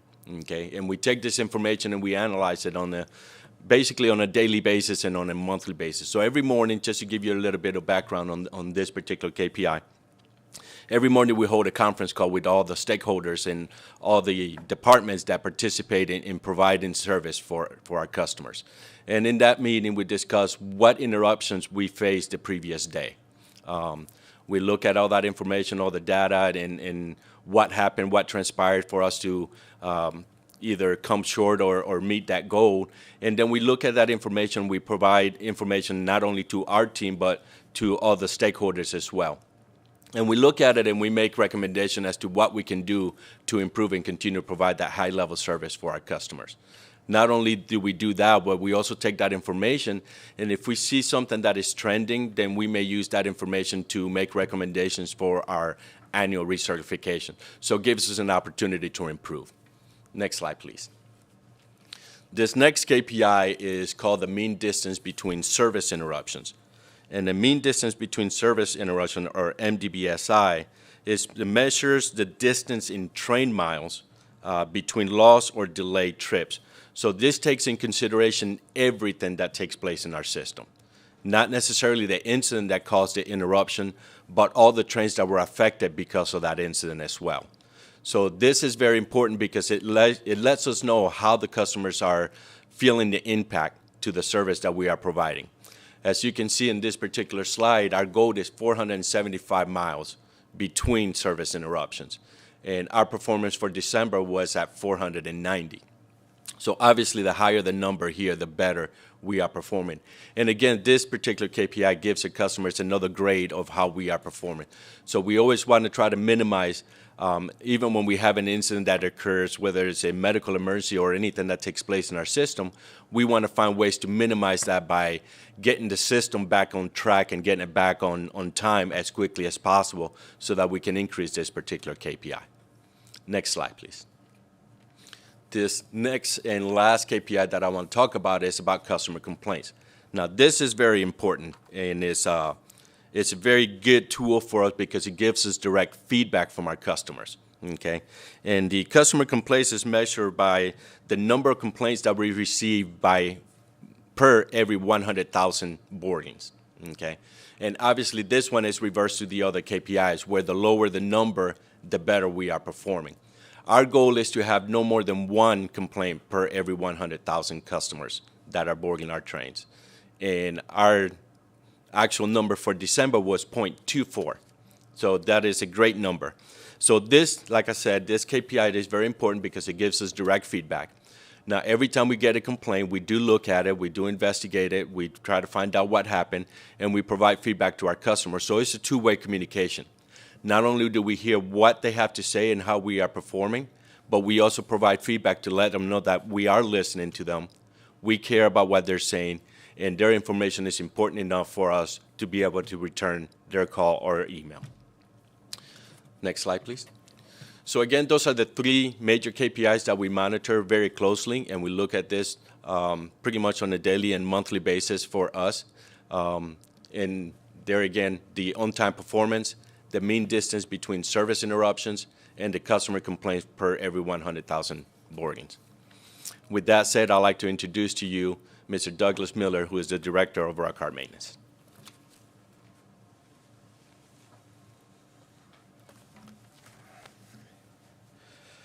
Thanks, Jorge. Good morning. My name is Doug Miller, and I am the Director of Railcar Maintenance, and I am responsible for the performance of our railcar fleet. Next slide, please. I like to say that railcar maintenance, we have a joint responsibility for all the KPIs we just talked about with rail services.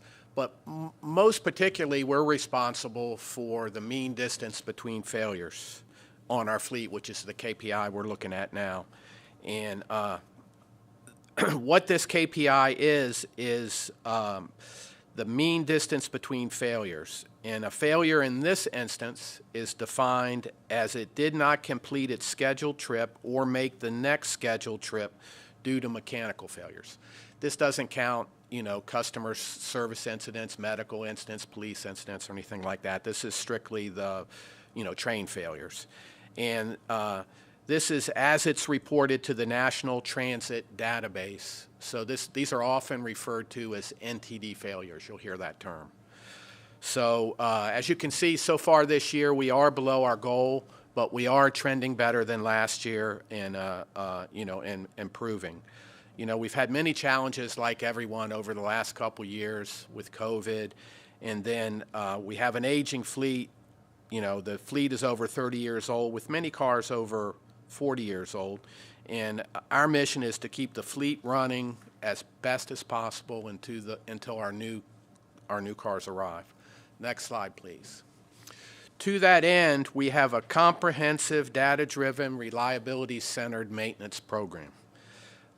We review our performance daily, as Jorge mentioned a minute ago. We review every single incident, and then we look at the trending weekly, and we review every single offload of the week before. Any train that failed for any reason, we look at root cause of that.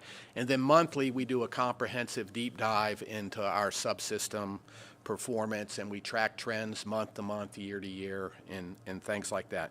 This often results in new procedures, bulletins, modifications, or different strategies to try to improve the performance of our rail fleet. In addition, we have a comprehensive preventative maintenance program, which includes our inspection program, which are the routine 15K inspections, and our life cycle reliability enhancement program, which is our L-Care program, which is the regular component changeouts of all our major components on the trains. And currently, our CQ311 Fleet Life Extension program is in process. You may remember these are the cars we're shipping to New Jersey that are getting a little bigger overhaul. And these are the cars that we've designated to be the last cars remaining, last legacy fleet remaining before our new cars arrive. So I just want to let everyone know that we're going to continue to do our best to maintain our existing fleet until the new cars get here. And next up, I will introduce Keith Chambers, the Director of Vertical Transportation.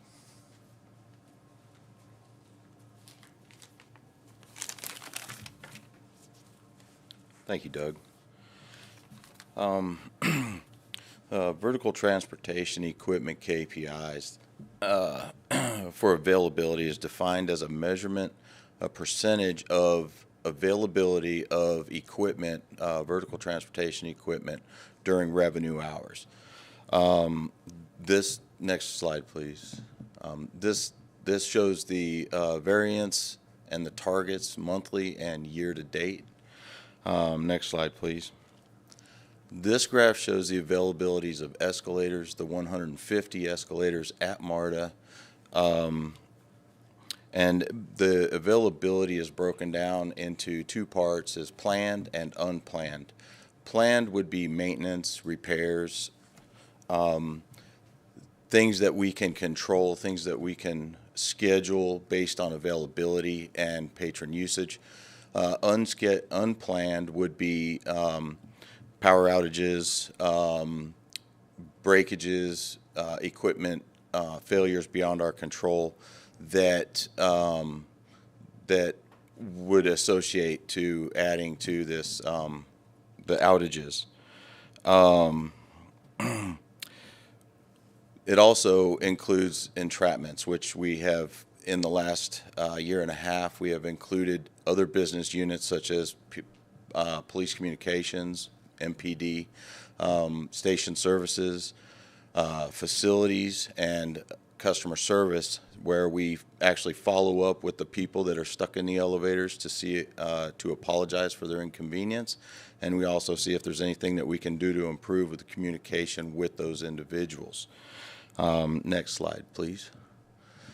This is a graph showing the availability of the escalators, and as you can see, it's a very consistent KPI across the board as the equipment in the transit environment is exposed to a lot of elements. There are a lot of things outside of office environments that contribute to some of the outages, the unplanned outages, and we do what we can to mitigate those with an aggressive maintenance plan with our contractor. We have a very aggressive maintenance contract with Schindler, and they are very responsive now. Next slide, please. As a vertical transportation equipment is running in the transit environment 24/7, it is vital to keep up with the maintenance and the repairs of these as soon as possible to make sure that our patrons are able to use this equipment as much as possible, and thus reflects the KPIs. As most of you know, we are in the middle of one of the largest rehabilitation projects in the world referring to vertical transportation. And to the comments of Chairman Worthy, I would like to add that we are meeting and exceeding the DBE goal of 20% on this project, and we're on schedule and we're on budget. And with the rehab project, planned and unplanned outages, we are always mindful of the customer's needs and demands to move through our stations without interruption and without inconvenience. We try our best to mitigate these issues as fast as we can. And based on the KPIs that we see here, I believe that the equipment availability at MARTA is impressive, and we're going to continue to try and improve on that for the availability and usage of our patrons, our customers, and our employees. And with that, I thank you for your time, and I defer back to you, Chairman Worthy. Yes, sir. Thank you very much, Mr. Chambers. Any other questions? Any questions from the committee, Mr. Pond? We might want to get everybody up to the podium. So that Probably this is a Mr. Wright question. KPIs look great. I just have one question with the rail cars having been pulled offline. Basically, when you have a rail car that is malfunctioned or needs a repair issue, that's pulled offline. Does that impact the on-time performance to a significant degree? Or on-time performance is good. I'm just curious how. It certainly can, yes, it certainly can. So, you know, I think as Mr. Miller indicated, we take each one of those type of occurrences. It's a big deal event. You know, when I think about how my day transpires, I spend a significant amount of my time paying attention to those types of things as they happen. We stay engaged throughout the day to, one, try to figure out ways to mitigate the severity and duration of those types of interruptions, but then we immediately get into a corrective action mode to see what we can do to prevent any type of future occurrences. And then understanding that those things will in fact happen, we really want to make sure that we are staying in front of our customers, communicating with them, letting them know what's going on, and trying to come up with, if you will, workarounds. Mr. Mullis. You said that Schindler has been performing at a better response time. Do they handle both the escalator and the elevators?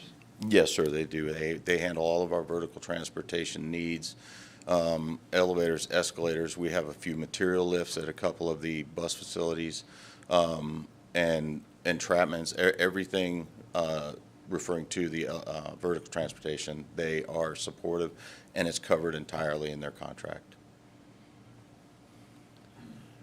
Any other questions? Well, thank you all for a very informative presentation. I will point that FY22 December performance indicators are in your committee packet. That's informational only. And with no other business to come before Ops and Safety, I will call us adjourned.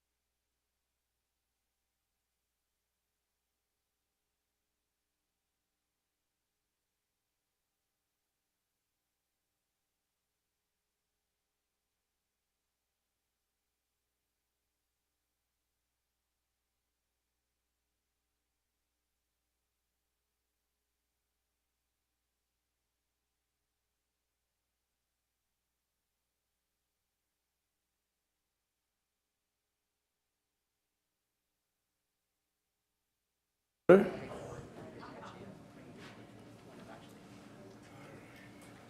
right, can all the board members sign in? Thank you. Yeah. Okay. The first item on the agenda is the approval of the minutes from the January 27th, 22 Business Management Committee meeting. Can I get a motion to approve? It's been moved in second. All right, can I get a vote?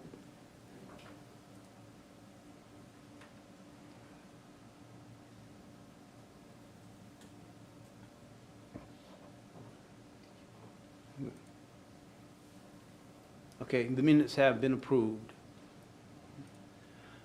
The first item on the agenda is a resolution authorizing the award of a contract for the procurement of a Rapid 7 managed monitoring services, RFPP P50073, utilizing the state of Georgia contract. Mr. Dean Marlis, AGM, you have the floor. Good morning. Take that mask off. Good morning, Chairman Frierson, Mr. Durrett, excuse me, Mr. Greenwood, and members of the Business Management Committee meeting. I'm here before you to request your recommendation to the Board of Directors to approve the resolution authorizing the award of a contract for the procurement of the Rapid 7 Managed Monitoring Services, RFPP P50073, utilizing the state of Georgia contracts. Next slide, please. So we're a small shop. We work from 9 to 5, 9 to 7. We've got a need for a 24/7 monitoring to ingest all of our logs and respond to alerts after hours because like I said, we're a small team. This offering offers that 24/7 monitoring, log monitoring, ingestion. They prioritize the alerts. In conjunction with that, they also do vulnerability scanning, and I'm not going to read through this, but they do our vulnerability management scanning as well. It's an outsourcing of that function. Being that we're a small team, there's a need sometimes to do that outsourcing because when we have attrition, we lose those functions. And unfortunately, back in September, one of my team members passed away, and that function had to then be spread among team members, and it inundates the team with too much work, quite honestly. So this implementation of the Rapid 7 product suite is going to reduce the operating cost to MARTA $327,000 a year because we're using grant funds for it for the full duration of the contract. We're using the Georgia State contract pricing schedule, and it was awarded to SHI. Term of the contract is 1 year with 2-year options. I like to do the 1 year so I can get a feel for what the service looks like so that we can terminate if it's not meeting our needs.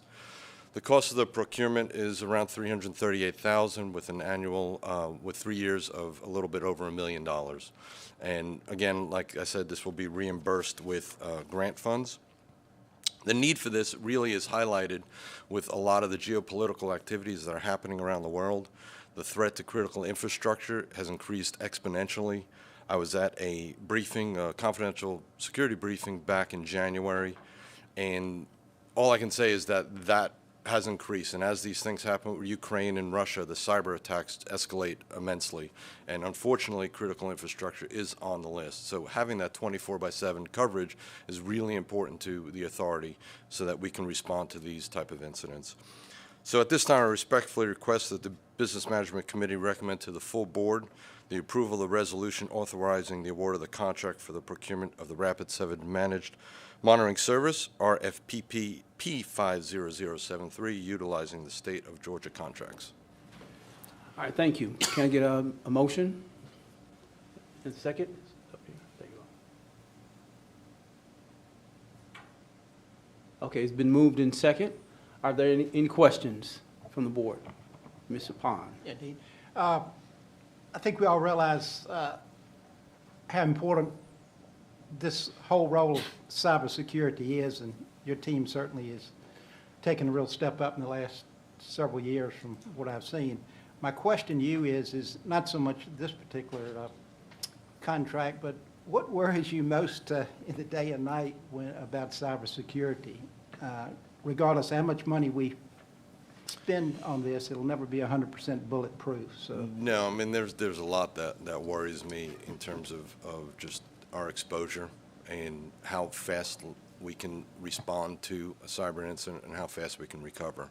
So the board here can authorize me hundreds of millions of dollars, but we have to do implementation, procurements, and then have the staffing to manage all that. And even with all that, they only have to be right one time.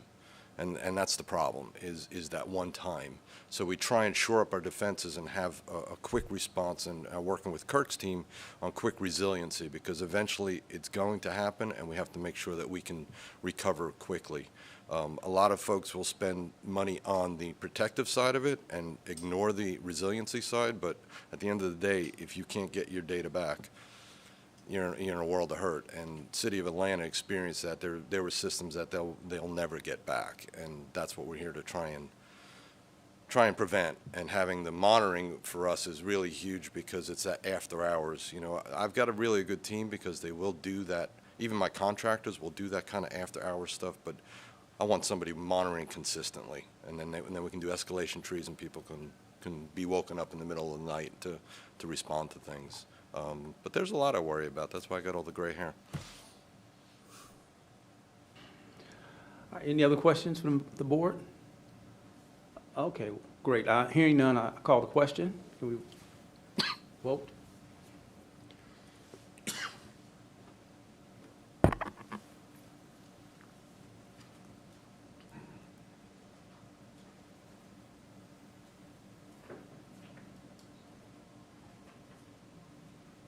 Okay, the resolution has passed.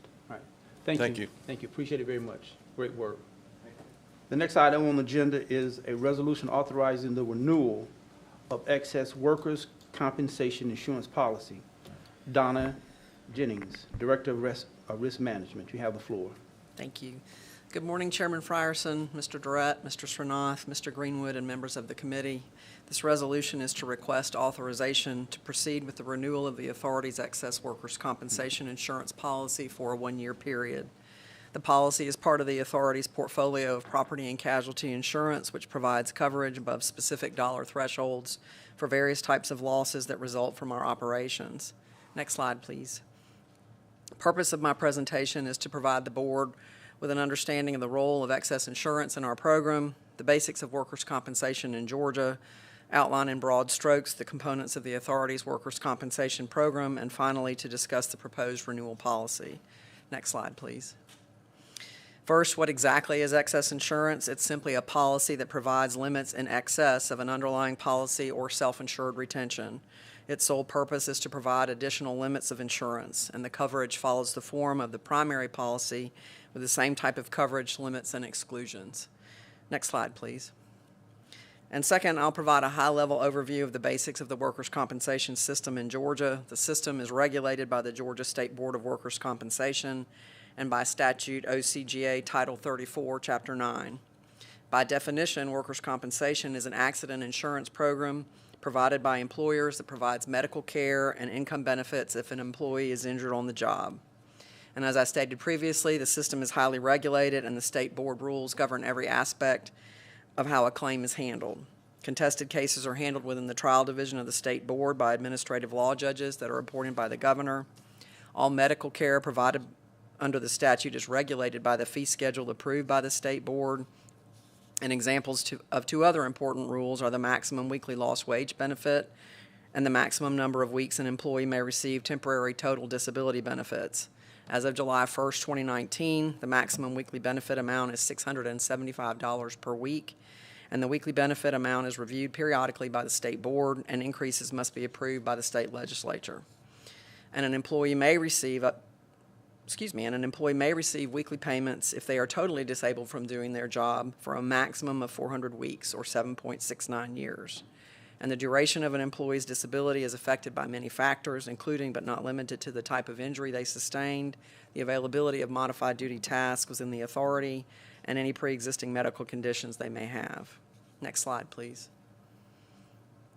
Third, I'll outline the components of our program, which include the insurance policy, the claims administration, and other elements that focus on the delivery of medical care to injured employees and our return to work approach. We utilize a combination of self-insurance and excess coverage to fund our claims obligations. The State Board of Workers' Compensation allows businesses and government entities that meet specific requirements to self-insure their workers' compensation obligations. MARTA has been a qualified self-insurer for more than 30 years. To maintain our certification as a self-insurer, we must have an excess insurance policy with statutory limits that sits above our retention. We retain the first $2 million on every claim, and if the payout on a claim reaches this amount, then the excess policy would assume all additional payments on that case, and to date, no claims have penetrated that retention. The claims administration is handled by an in-house staff of claims adjuster and a managed care provider, which I'll more fully define in the following slides. Next slide, please. The medical part of our program is managed under a contract with a company called Amerisys, which is a state board-certified workers' compensation managed care organization provider. Services provided by the WCMCO include telephonic nurse case management on every claim for our injured employees, a full suite of medical cost containment services, and management of the medical provider network according to the state board guidelines. Next slide, please. The medical cost containment services provided by the WCMCO are key to our program and include review of all the medical bills in accordance with the state board fee schedule, professional and peer reviews, contracted preferred provider organization savings in addition to fee schedule savings, utilization review, and case management. And over the last 5 fiscal years, utilization of these services has saved the authority $30.6 million, or 64% off the actual charges submitted by the medical providers. Next slide, please. This pie chart illustrates the breakout of the savings achieved across the various cost containment measures. Next slide, please. Another key component of our program structure is our stay-at-work philosophy and formal modified duty program managed by the Office of Occupational Medical Services and Human Resources. The goal of this program is to return employees to productive work capacity as soon as possible after sustaining an on-the-job injury. The Modified Duty Coordinator in Occupational Medical Services strives to place employees with work restrictions and temporary modified duty tasks, ideally within the statutory 7-day waiting period. Keeping employees active in the workplace is good for their mental, physical, and financial health, and it is good for the authority because it reduces the duration and cost of lost time injury claims and provides all areas within the authority a pool of candidates to utilize for tasks where a need might exist. Several other important aspects of this program include the following. The program is formally defined in the collective bargaining agreement. Tasks are temporary assignments, not permanent jobs, and tasks are formally developed by the Occupational Medical Services staff in concert with our operational areas. So the program is a win-win for all authority stakeholders. Next slide, please. And fourth, I'll go over our claims data for the last 5 fiscal years, including the number and types of claims and the cost. There are 2 types of claims in workers' compensation, medical only and lost time. The distinction is determined by the statutory waiting period of 7 days.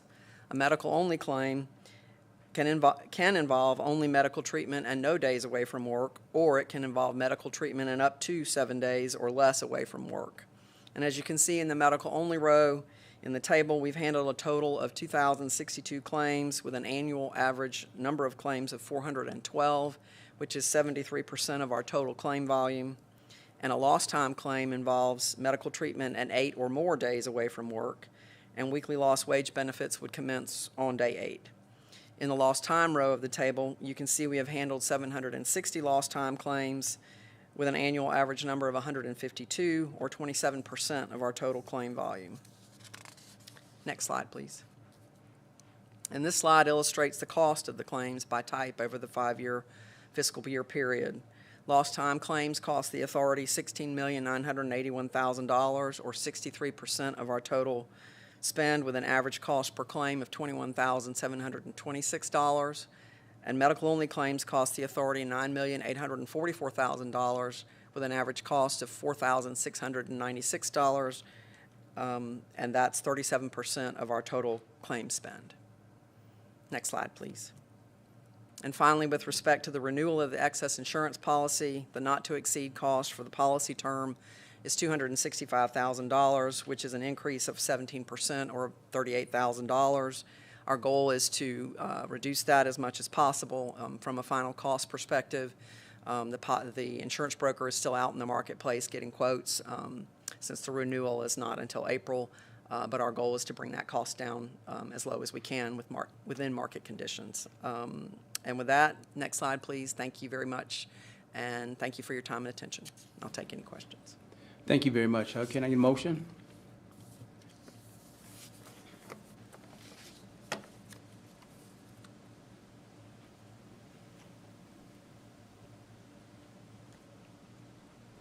All right, it has been moved and second. Any discussion from the board members? Any questions? I have Chair Lady Scott?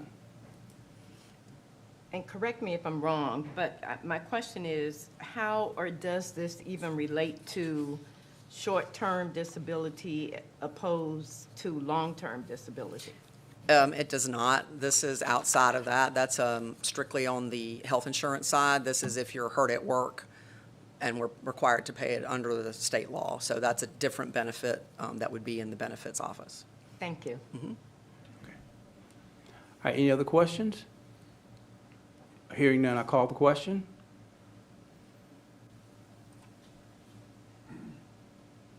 I'm sorry, I do have one. You do? Okay. Just quickly, does it affect any employee who may be Medicare eligible? I'm not, when you say Medicare eligible, Say, for instance, an employee is health insurance, is primary health insurance is Medicare. Does this also still come into play? yes, ma'am, this has nothing to do with health insurance. If you're injured at work, it's governed by the state law. And so we Strictly. would have to apply the law according to the claim if they're still working and they're injured in the course and scope of their employment. Okay, thank you. All right, so our members have voted. The motion has, the resolution has passed. Thank you. Thank you. Ms. Jenny. Appreciate it very much. Okay, the next item that's on the agenda is a resolution authorizing the award of a contract for the procurement of an automated parking and revenue control system, RFP P40193. Mr. Kevin Hurley, Director of Chief Financial Officer and Treasurer, you have the floor, Mr. Hurley. Yes, sir. Good morning, Mr. Frierson, members of the Business Management Committee, Mr. Greenwood, and Mr. Srinath. I'm here to present a resolution to award a contract for the procurement of an automated parking and revenue control system through RFP P40193. Next slide, please. The agenda is, MARTA solicited,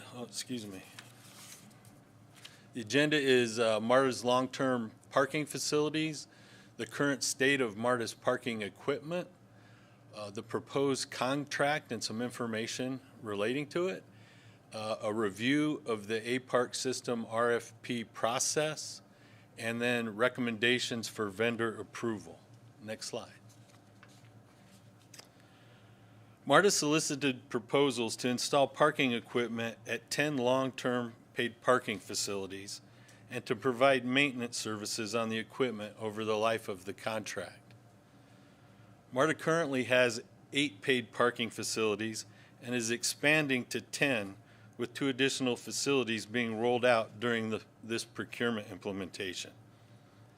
The current paid parking facilities are located at North Springs, Sandy Springs, Doraville, Dunwoody, Lindbergh, Brookhaven, Oglethorpe, College Park, and Lenox stations, and we're expanding the paid facilities into Kensington and Medical Center stations.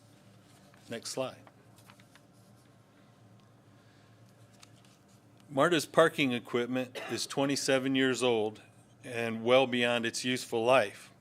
Replacement equipment and spare parts are no longer manufactured, and the current maintenance provider has procured equipment that is being discarded from other facilities and rebuilds the parts in their back shops just to keep our equipment functioning. The last software update was accomplished in 2006 and is not up to industry standards, which restricts our ability to protect against fee evasion, limits the scope and accuracy of our reporting, and restricts our ability to analyze parking data. The state of equipment has also caused increased downtime, revenue decline, and customer dissatisfaction. Next slide. The proposed contract will be funded by two sources. The initial equipment procurement and installation will be funded by MARTA's capital program using MARTA local capital funding. The operations and maintenance component of the contract will be funded by using MARTA operating funds. The proposed contract is for 10 years with 5 one-year options, with a 15-year total cost of $12,674,905. The DBE goal was met at 13.4% of total labor cost. And the current estimate is that it'll take 18 to 24 months to complete the implementation. Next slide. The RFP process solicited for an automated system that represents industry best standards for equipment, maintenance, and operating solutions that would be scalable, reliable, turnkey, and cost-effective. Some features include, but are not limited to, an account-based system that will be compatible with the new fare collection system, a license plate recognition system for faster ingress and egress, a centralized command center, and also includes solutions garnered during feedback solicited from customer focus groups, such as an app to identify space availability and to facilitate payment. Next slide. MARTA received 4 proposals to the solicitation. The proponents were Designa Corporation, T2 Systems, Aspis Parking Solutions, and Ski Data. The Source and Evaluation Committee evaluated the proposals based on established criteria, with the technical scoring resulting in all 4 proponents being considered in the competitive range and were subsequently brought back in for interviews. Once interviews were complete, the SEC was given the opportunity to review and update their technical scoring. The SEC then met to review combined technical and pricing scores. This review led the SEC to seek answers to clarifying questions and request a pricing best and final offer. After the responses were received and the final evaluation conducted, the SEC voted unanimously to recommend award of the contract to Aspis Parking Solutions, LLC. Next slide, please. This concludes my presentation, and I respectfully request approval of the resolution to award the contract for RFP P40193 to Aspis Parking Solutions, LLC. Thank you, Mr. Hurley. Can I get a motion?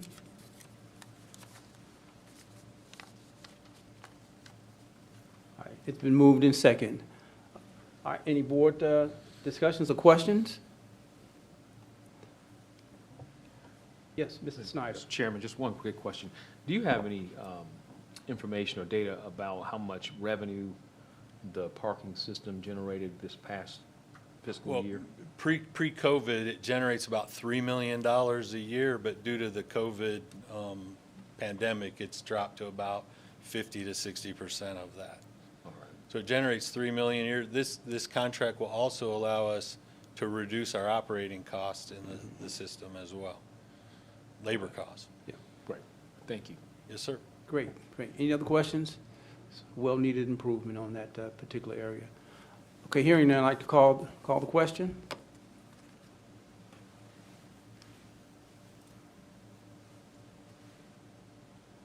All right, the motion has passed. Thank you, Mr. Hurley. Appreciate it very much. The next item on the agenda is a resolution authorizing the approval of the Title VI program. Paula Nash, Executive Director of Diversity and Inclusion. Good morning, Mr. Frierson, Mr. Durrett, Mr. Greenwood, Mr. Srinath, and members of the Business Management Committee. I'm Paula Nash. I'm the Executive Director of the Office of Diversity and Inclusion, and today I'm bringing a presentation and a resolution on the 2022 through 2025 Title VI program. Next slide, please. As a recipient of federal funds, every 3 years, MARTA must submit a Title VI program to the FTA. The current program expires May 31st, 2022, and the new program will run from June 1st, 2022 through May 31st, 2025. The Title VI program is a compliance program, and this report is meant to show MARTA's compliance with the program. Unlike the other programs that I have brought before you, like the DBE program and the EEO program, this one actually requires approval by the MARTA board. Next slide, please. So there are 3 protected classes under Title VI. So race is one, color, and national origin. But by executive order, the low-income status is also added as a protected class. So in essence, from a transit service perspective, the authority must ensure that transit services and facilities are equally distributed and accessible. And we also must do like service and fare change analysis to ensure that there are no disparate impact to the protected classes. Next slide, please. So the key point is equity. The service level and quality has to be equitable to all people. And so when I say equity, I am specifically talking about Title VI equity. So those pockets of populations that we have, or communities that we have, that fit the definitions of the protected classes. So we also have to monitor and identify and address if groups are being disproportionately impacted. We make sure that we are making every effort to include the public, including underrepresented groups, in decisions regarding the service. And then one of the real important parts of Title VI is that individuals who do not speak English or who speak limited English must be able to use our service and participate in our activities. Next slide, please. The Title VI program applies to recipients and sub-recipients of federal funds. So recipients are those entities like MARTA that receive federal funds directly from the FTA. Sub-recipients are those entities that receive funds through a pass-through. So recipients have to actually submit a Title VI program, and they have to monitor the sub-recipients to make sure that they are actually following Title VI's requirements. In order to monitor, MARTA requires its sub-recipients to submit reports to us, and we also do site visits. For the planned period, MARTA served as a pass-through for DeKalb and Cobb counties, which we have served as a pass-through for those 2 counties for a number of years. But additionally, for the current period, we had other grant sub-recipients, one being the United States Department of Agriculture, which was for our fresh market, and the other being the City of Sandy Springs, and that's for our sidewalk projects. Next slide, please. So there's a lot of information that must be provided in the Title VI program, but here are some of the main documents that get presented in the Title VI program. And so I'll talk about all of these a little bit within the presentation, but the first 2 documents I wanted to point out, the Title VI Notice to the Public and the Title VI Complaint Policy and Form, those are 2 documents that can be found on MARTA's website. We also have to provide a racial breakdown of the boards and committees, including the MARTA board, the MARTA Accessibility Committee, or MAC, and the Riders Advisory Council, or RAC. And then another key thing are the facility equity analysis or any service equity analysis or fare equity analysis if we do change our fare policy. Next slide, please. So this is an example of the Title VI public notification, and that's it there on the right. It's posted at stations, at ride stores, and reduced fare office, and also here in headquarters. So what we're doing with that is informing the public of their civil rights. And then on the left, you see the Title VI policy statement, which is also on our website and also posted throughout headquarters in places like our break rooms or places where employees gather. Next slide, please. For the Title VI program, we have to provide a list of Title VI lawsuits and complaints. And here you can see we had no Title VI lawsuits during the current period, nor did we have formal complaints, meaning those complaints that are coming from the form that we have up on our website.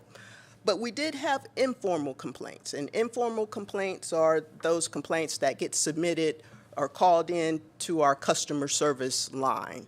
And so for 2020, we had one national origin customer service complaint.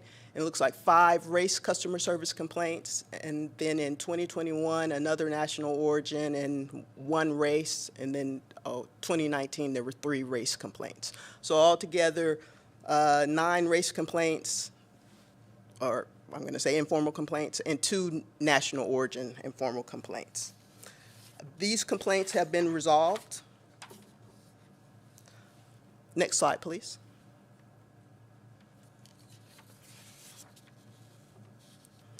As I mentioned earlier, recipients that have transit service-related boards, advisory councils, or committees must provide a table depicting the racial breakdown of the membership. And so these tables show the racial makeup of the MARTA Board of Directors, the MAC Committee, and the Riders Advisory Council. Next slide, please. So we are required to include a limited English proficiency plan, or LEP plan, which includes a description of the LEP population that MARTA serves. So this chart shows languages spoken at home by the LEP populations in MARTA's service area. So other than English, Spanish is the most commonly spoken language at home in all 3 of our counties. After Spanish, the next 2 most commonly spoken languages at home are Vietnamese and Chinese for DeKalb County. And by Chinese, I mean Mandarin and Cantonese. And that's actually for DeKalb and Clayton County. And then for Fulton County, the next 2 most commonly spoken languages at home are Chinese and Korean. Title VI requires that critical and vital information be translated free of charge to our patrons. You all might have noticed that MARTA's website translates information into 5 languages other than English. And then another important thing is because we meet the FTA's threshold of 5% of our ridership speaking Spanish at home, we automatically translate vital information into Spanish. But other languages are available upon request, and of course, it's free of charge. Next slide, please. So we must have a public participation plan. We must show that we engage with minority and LEP populations and how we went about doing this engagement. So we have to show things such as meetings that we've held, public hearings that have been held, and any coordination that we did with organizations that target these either minority or LEP groups. any advertisements we've done, such as on radio stations that target these groups, or any publications that may serve the LEP population. So we provide all that information as part of the Title VI program to the FTA. And I want to mention that MARTA's public engagement did shift during the onset of COVID-19 in 2020. Our approach embraced virtual participation and digital engagement using a variety of platforms such as Zoom, WebEx, Teams, social media, and such.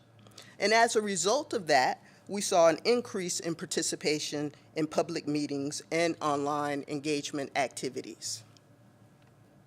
Next slide, please. And as I mentioned earlier, we must conduct equity analysis anytime that we are building a facility, that we have major service changes, or that we change the fare. So this slide shows the different types of equity analysis that must be conducted and made available to the FTA. During this plan period, we did conduct a facility equity analysis for the Clayton County Multipurpose Operations and Maintenance Facility. Then, of course, we always conduct service equity analysis for our permanent service changes that we make. But we also conducted one in December of 2021 for the temporary service modification, where we went from the weekday schedule to the weekend schedule due to the operator shortage. We did not have a fare change, so no fare equity analysis was conducted. But we did, it's not up there, we also conduct a monitoring analysis, and we do this just once during every plan period. We monitored the service, the amenities, just to make sure that there is no disparate impact. Next slide, please. So there are certain documents that are within the Title VI program that actually require board action. One is the Title VI program itself. Our service standards require board actions, and those come to you every year, and you all take a vote on the service standards and approve those standards. Major service changes, which also come to you anytime that we have a major service change, have to have board approval. So those are the key things that require board approval, and they are in the Title VI program package. Next slide, please. So there have been some significant changes since the 2019 report, which includes 2 additional recipients, the United States Department of Agriculture and the City of Sandy Springs. And also, we've had an increase in our demographics of our ridership, an increase in Asian ridership, I should say. And then, of course, new projects have come on board since our 2019 report. Next slide, please. So our next steps will be requesting that the board approve the resolution adopting the 2022 through 2025 Title VI program and authorizing the interim general manager to submit it to the FTA by April 1st, 2022. And I believe all of you did receive the actual document itself of the Title VI program. It's quite a large document. Next slide, please. Thank you. That does conclude my presentation, and I respectfully request the approval of the resolution adopting the 22 through 2025 Title VI program. Thank you, Mr. Nash. Appreciate it very much. Can I get a motion?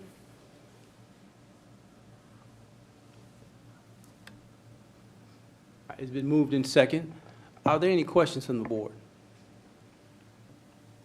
I do want to acknowledge that I did receive my hard copy, and it was very detailed. It was a lot of data, but I know that was a requirement that we all have a hard copy and have a chance to look at that, so I did receive it. Mr. Snyder. Thank you. Thank you, Mr. Chairman. One quick question, and it may be in the hard copy. I haven't quite finished reading myself. Executive Order 12898 that adds the low-income status as one of the protected groups. Do you know how that's defined? What does that exactly mean? It is defined as 150% lower than the poverty line, I believe. The DHS poverty line. DHS poverty, Yes. okay. All right, I got you. I just want to know. Thank you. Any other questions from the board members? I have a question. Yes. Actually, I have two. Stacey, Thank you please. for the presentation. So first question goes back to you mentioning the Title VI program in the city of Sandy Springs, using that for sidewalks. Can you go into detail exactly what that is, how that applies, and can other jurisdictions do something similar for sidewalks?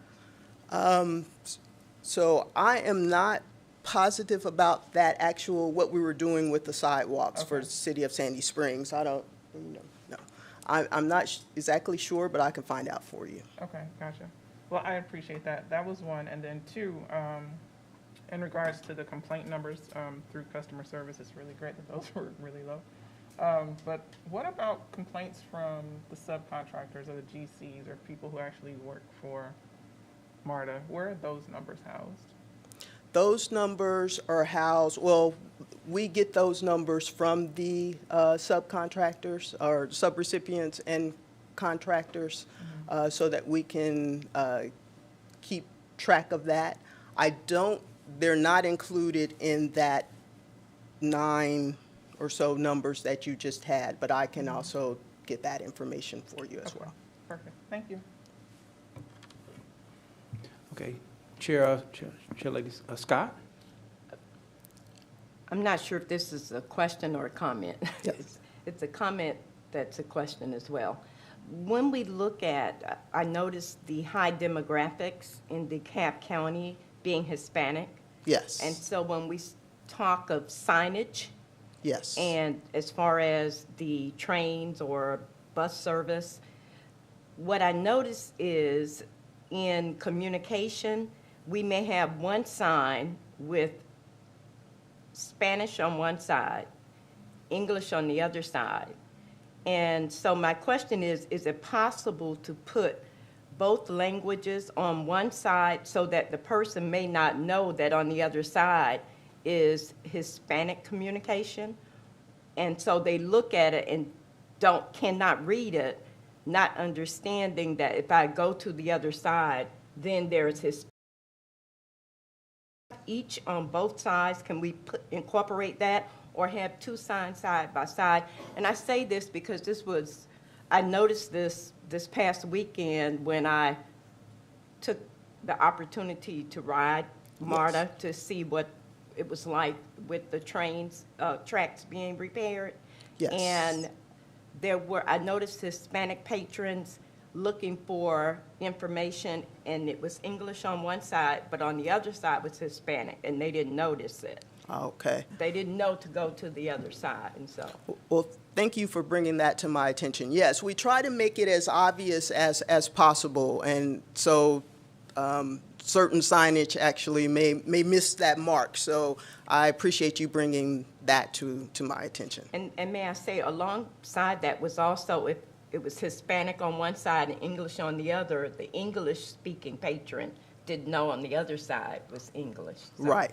Okay. If I could just add to that, there are a number of signs that, when I walked through, I did see both portrayed on the one side, but a quick fix to that, even if aesthetically it'd be difficult to put all the information on one side, we could very easily put English on reverse or Spanish on reverse, in big bold letters underneath so that folks could take a look and see that it's actually available in both languages. Yeah. And I wanted to, since we're on the topic, just mention that MARTA over the past year has involved itself in the Latinos in Transit organization and is actually a Diamond contributing member, and that is actually helping. Harold Humphreys of MARTA is on the board there, and it's helping us to open our eyes in terms of some of the other engagement tactics that we can use to make sure that we're connected with that community. Yes. And also, if that is not possible, if it makes the font too small, is it possible to even have two signs side by side, one in each language? Also along those lines, when Secretary of Transportation Pete Buttigieg was here, we also noticed a partnership in the Asian community at the Chamblee-Dunwoody Station, partnering with them in DeKalb County with transit, especially in access to the airport and those type of things. So I did notice the signs thinking about the emerging Asian population as well. Yes. Thank you so much for your suggestions. Thank you, appreciate it. Board Member Blakely, you asked about the sidewalks in Sandy Springs. That's not a MARTA project, and it's running out of the Real Estate Department and Grants Department. The township got some grant funding through the FTA and their sub-grantee. They're not right at our stations, but it is to increase connectivity for ADA purposes, so you're all right. And I can let Mr. Vallow know so that when they come back to the board and report, they'll report on that project as well. Okay, thank you. Are there any other questions from the board? Okay, hearing none, may I call the question?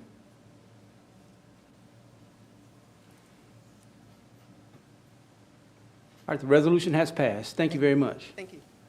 All right, the next item on the agenda is a briefing for FY 2022, December financial highlights and the financial performance indicators. Mr. Raj Shanat, Chief Financial Officer, is presenting.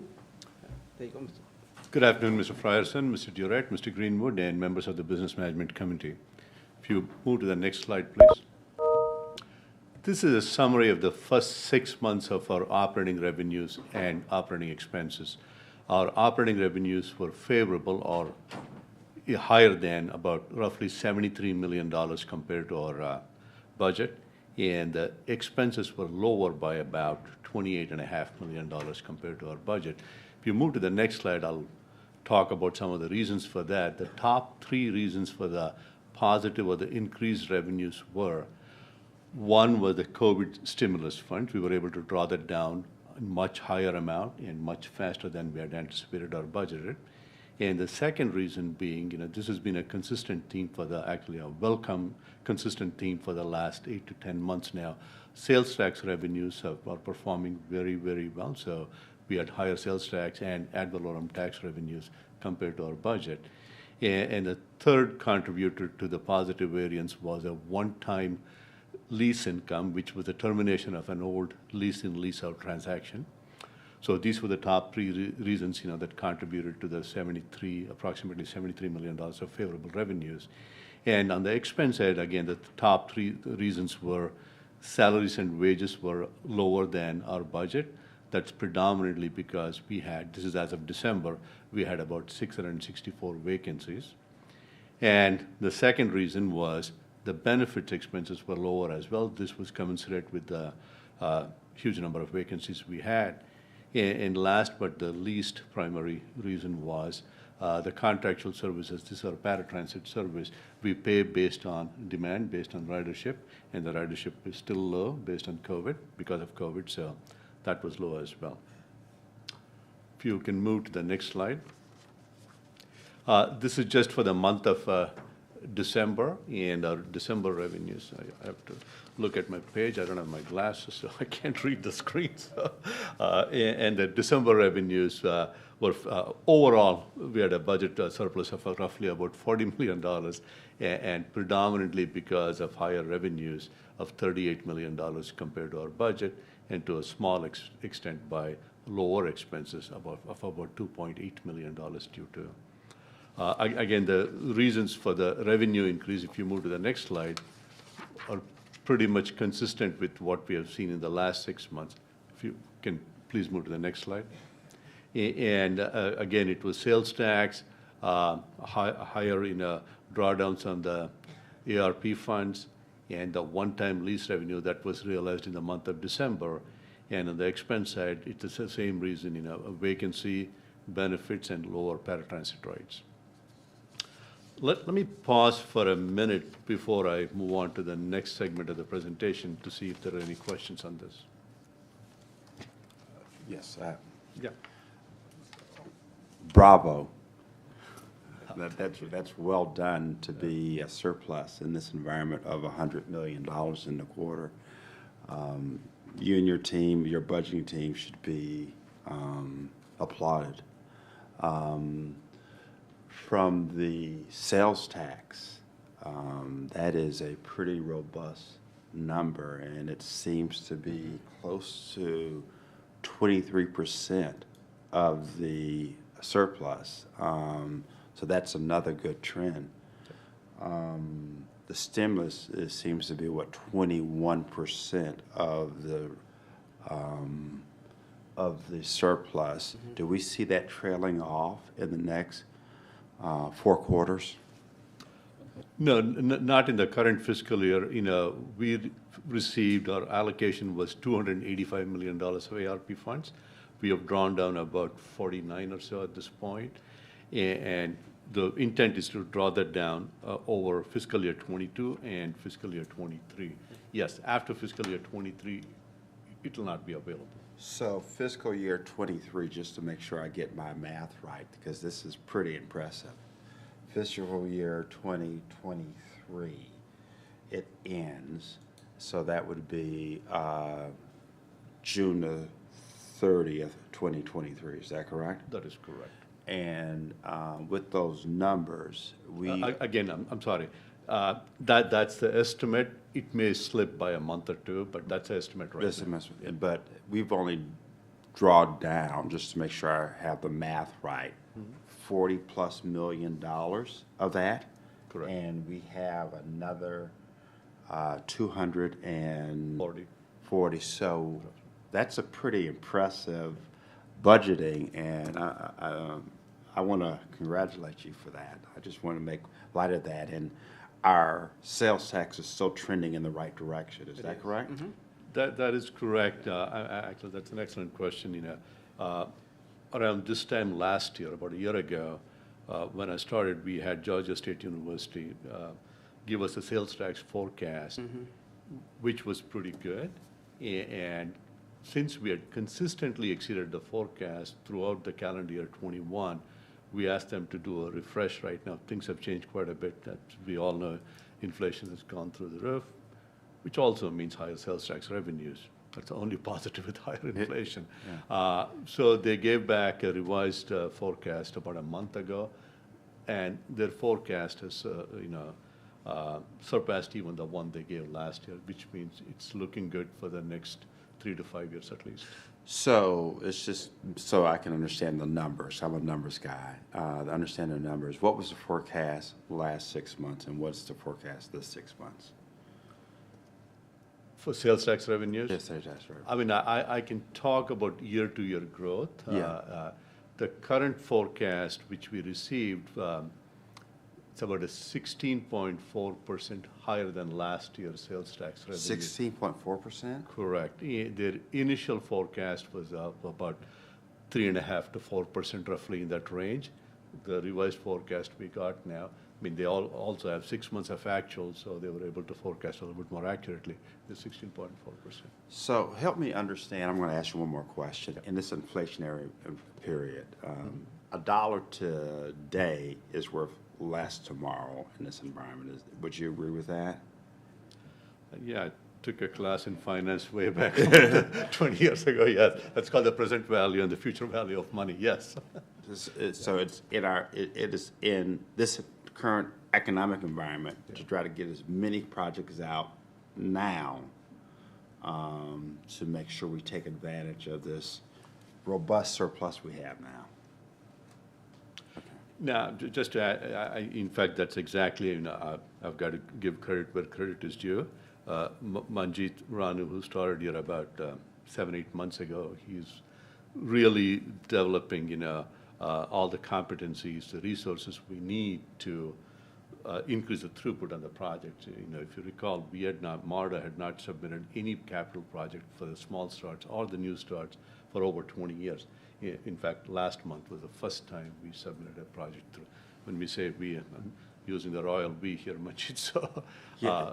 the small starts program. Yeah, that's being done. It's not just the capital programs, even some of the other groups which I am responsible for, such as procurement and budgeting, funding, financing. We are very keenly aware of that, and we are doing everything and we can to make sure we increase the throughput on our capital projects. Yeah.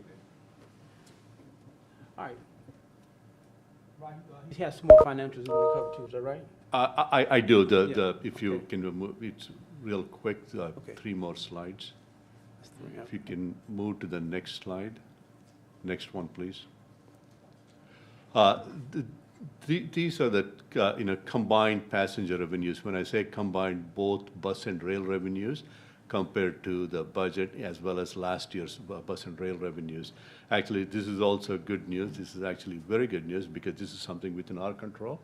And the red line is the actual, the current budget.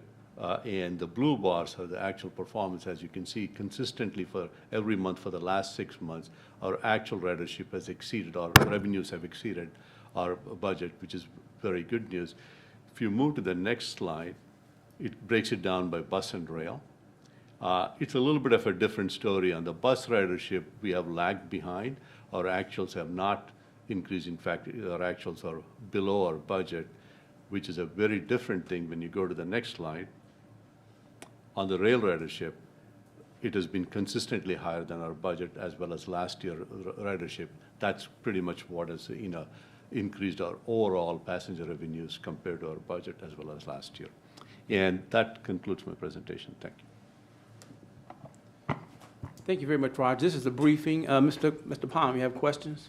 Yes, and Raj and Kali, I think, without getting into details, the most important takeaway here is that once the ACA funding runs out, we have a budget issue. We're talking about 24, 25, because when those funds go away, we're going to have to manage the system with the revenues and expenses we have. And there was several years back a growing shortfall. So nothing to be resolved today, but it's critical, I think, that you start planning on 24, 25, because you don't turn this thing around in 6 months of revenues and thinking and reaction. So.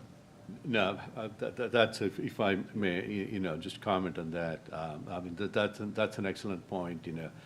We have a lot of one-time funding now from various stimulus things, and we have looked at the 5-year forecast, and because of sales tax revenues, assuming that doesn't change, we would still be okay, but given what has happened in the last couple of days or the geopolitical issues, that can reverse. Yeah, we are keenly aware of that. Thank you. What is the sales tax forecast in the next 5 years? Yeah. No, I do have it here. Fiscal year 23, it's forecasted to increase by 5.5% compared to 22, and 4.8, 4.7, and 4 for the next 3 years. I do business plans for our buildings that we build, and we have to do a 5-year forecast. And every forecast that we did the last 5 years, we're blown out the water. Absolutely. And so I just want to thank you, because those numbers seem very, very conservative to me. We have been trending in a favorable direction for the last 6 months, really, and we saw some things happening, and that's good. And to your point, concerning projects being built now, currently, definitely they're less expensive to do it today as opposed to in the future. So we want to make sure we drive that opportunity to utilize what we have right now. It's so critical. And I do understand the challenges there are to do projects, but we have to find a way to do that. So I do understand the sense of purpose to do that. I would add that you'll notice there's some intentionality behind some of the spending we're doing. It's not just to spend the money, but to invest in those things that are going to drive ridership after the available funds run out, so that we're closer to a self-sufficiency level that we'd like to be. So. Absolutely, absolutely. We want to create these spaces where transportation grows in the future while we're doing it now. Great. All right. Just Mr. Rod, yes. Do we see ridership increase when the costs of oil increase also? Is that a correlation between? Yeah, historically, there has been a correlation, but with COVID-19, that's a pretty big variable on. Yeah, So, yeah. yes, historically, that's correct. Okay. All right, any other questions? All right, this is a briefing. We thank you, Raj. Appreciate it very much. The last items on the agenda are just for other matters. There are some resolutions for the board to review, and please, would you please do that? Okay, and Mrs. Frida? Sure. I just wanted to say, and I apologize, I should have done this in the last meeting, but for those of us that endured the track renovation this past few days, and I know it was not nearly as painful for me as it was for many of you, but I just wanted to say what a wonderful job everyone did. Thank you so much. The communication was amazing. I went down to North Springs and went down to Dunwoody and got on the bus and rode down the bus bridge and came back, and it couldn't have been any smoother. And working around those 3 hospitals and all that had to happen with all the employees, it was just well done. So thank you so much. Great. And I want to say thank you because I did have a chance to ride the system. I took the whole day ride the system. I got on the bus 86. I got on the bus line 111. I got on the blue line, took it all the way up to Lenox and got on the transfer up to Dunwoody and came back down the same way. So it was my chance to experience the ebb and flow of this system. I'm telling you, and it's a wonderful, wonderful thing to see so many people that use our system and are in need of our system. And that's really where the community is. That's why we do this. So, but the track replacement experience was great. I spoke to the employees. They were very accommodating. I heard no grumblings. Everybody seemed to be on one accord. And so that was a great way to deliver customer service in the midst of this inconvenience for some of our customers. I just add that, from inception to execution to the customer engagement, I'm looking at people in this room in the gallery that were heavily involved in that. And, I won't name names because then you start to forget some of the other contributors, but we all know who they are. And quite frankly, if I were to name names, in one respect, I would name every single person sitting in that gallery because you would have seen them out over the past few days engaging in the customer directly. So, personally, I want to thank everyone on the MARTA team for that. And I had a schedule. Everybody remember that? I had a schedule. I had a schedule, that's right. And currently we're doing single tracking right now? Yes. Okay. 2 more days. Mm-hmm. Well, thank you, everyone. Any other questions for this committee? All right. Hearing none, I consider the meeting adjourned. Thank you.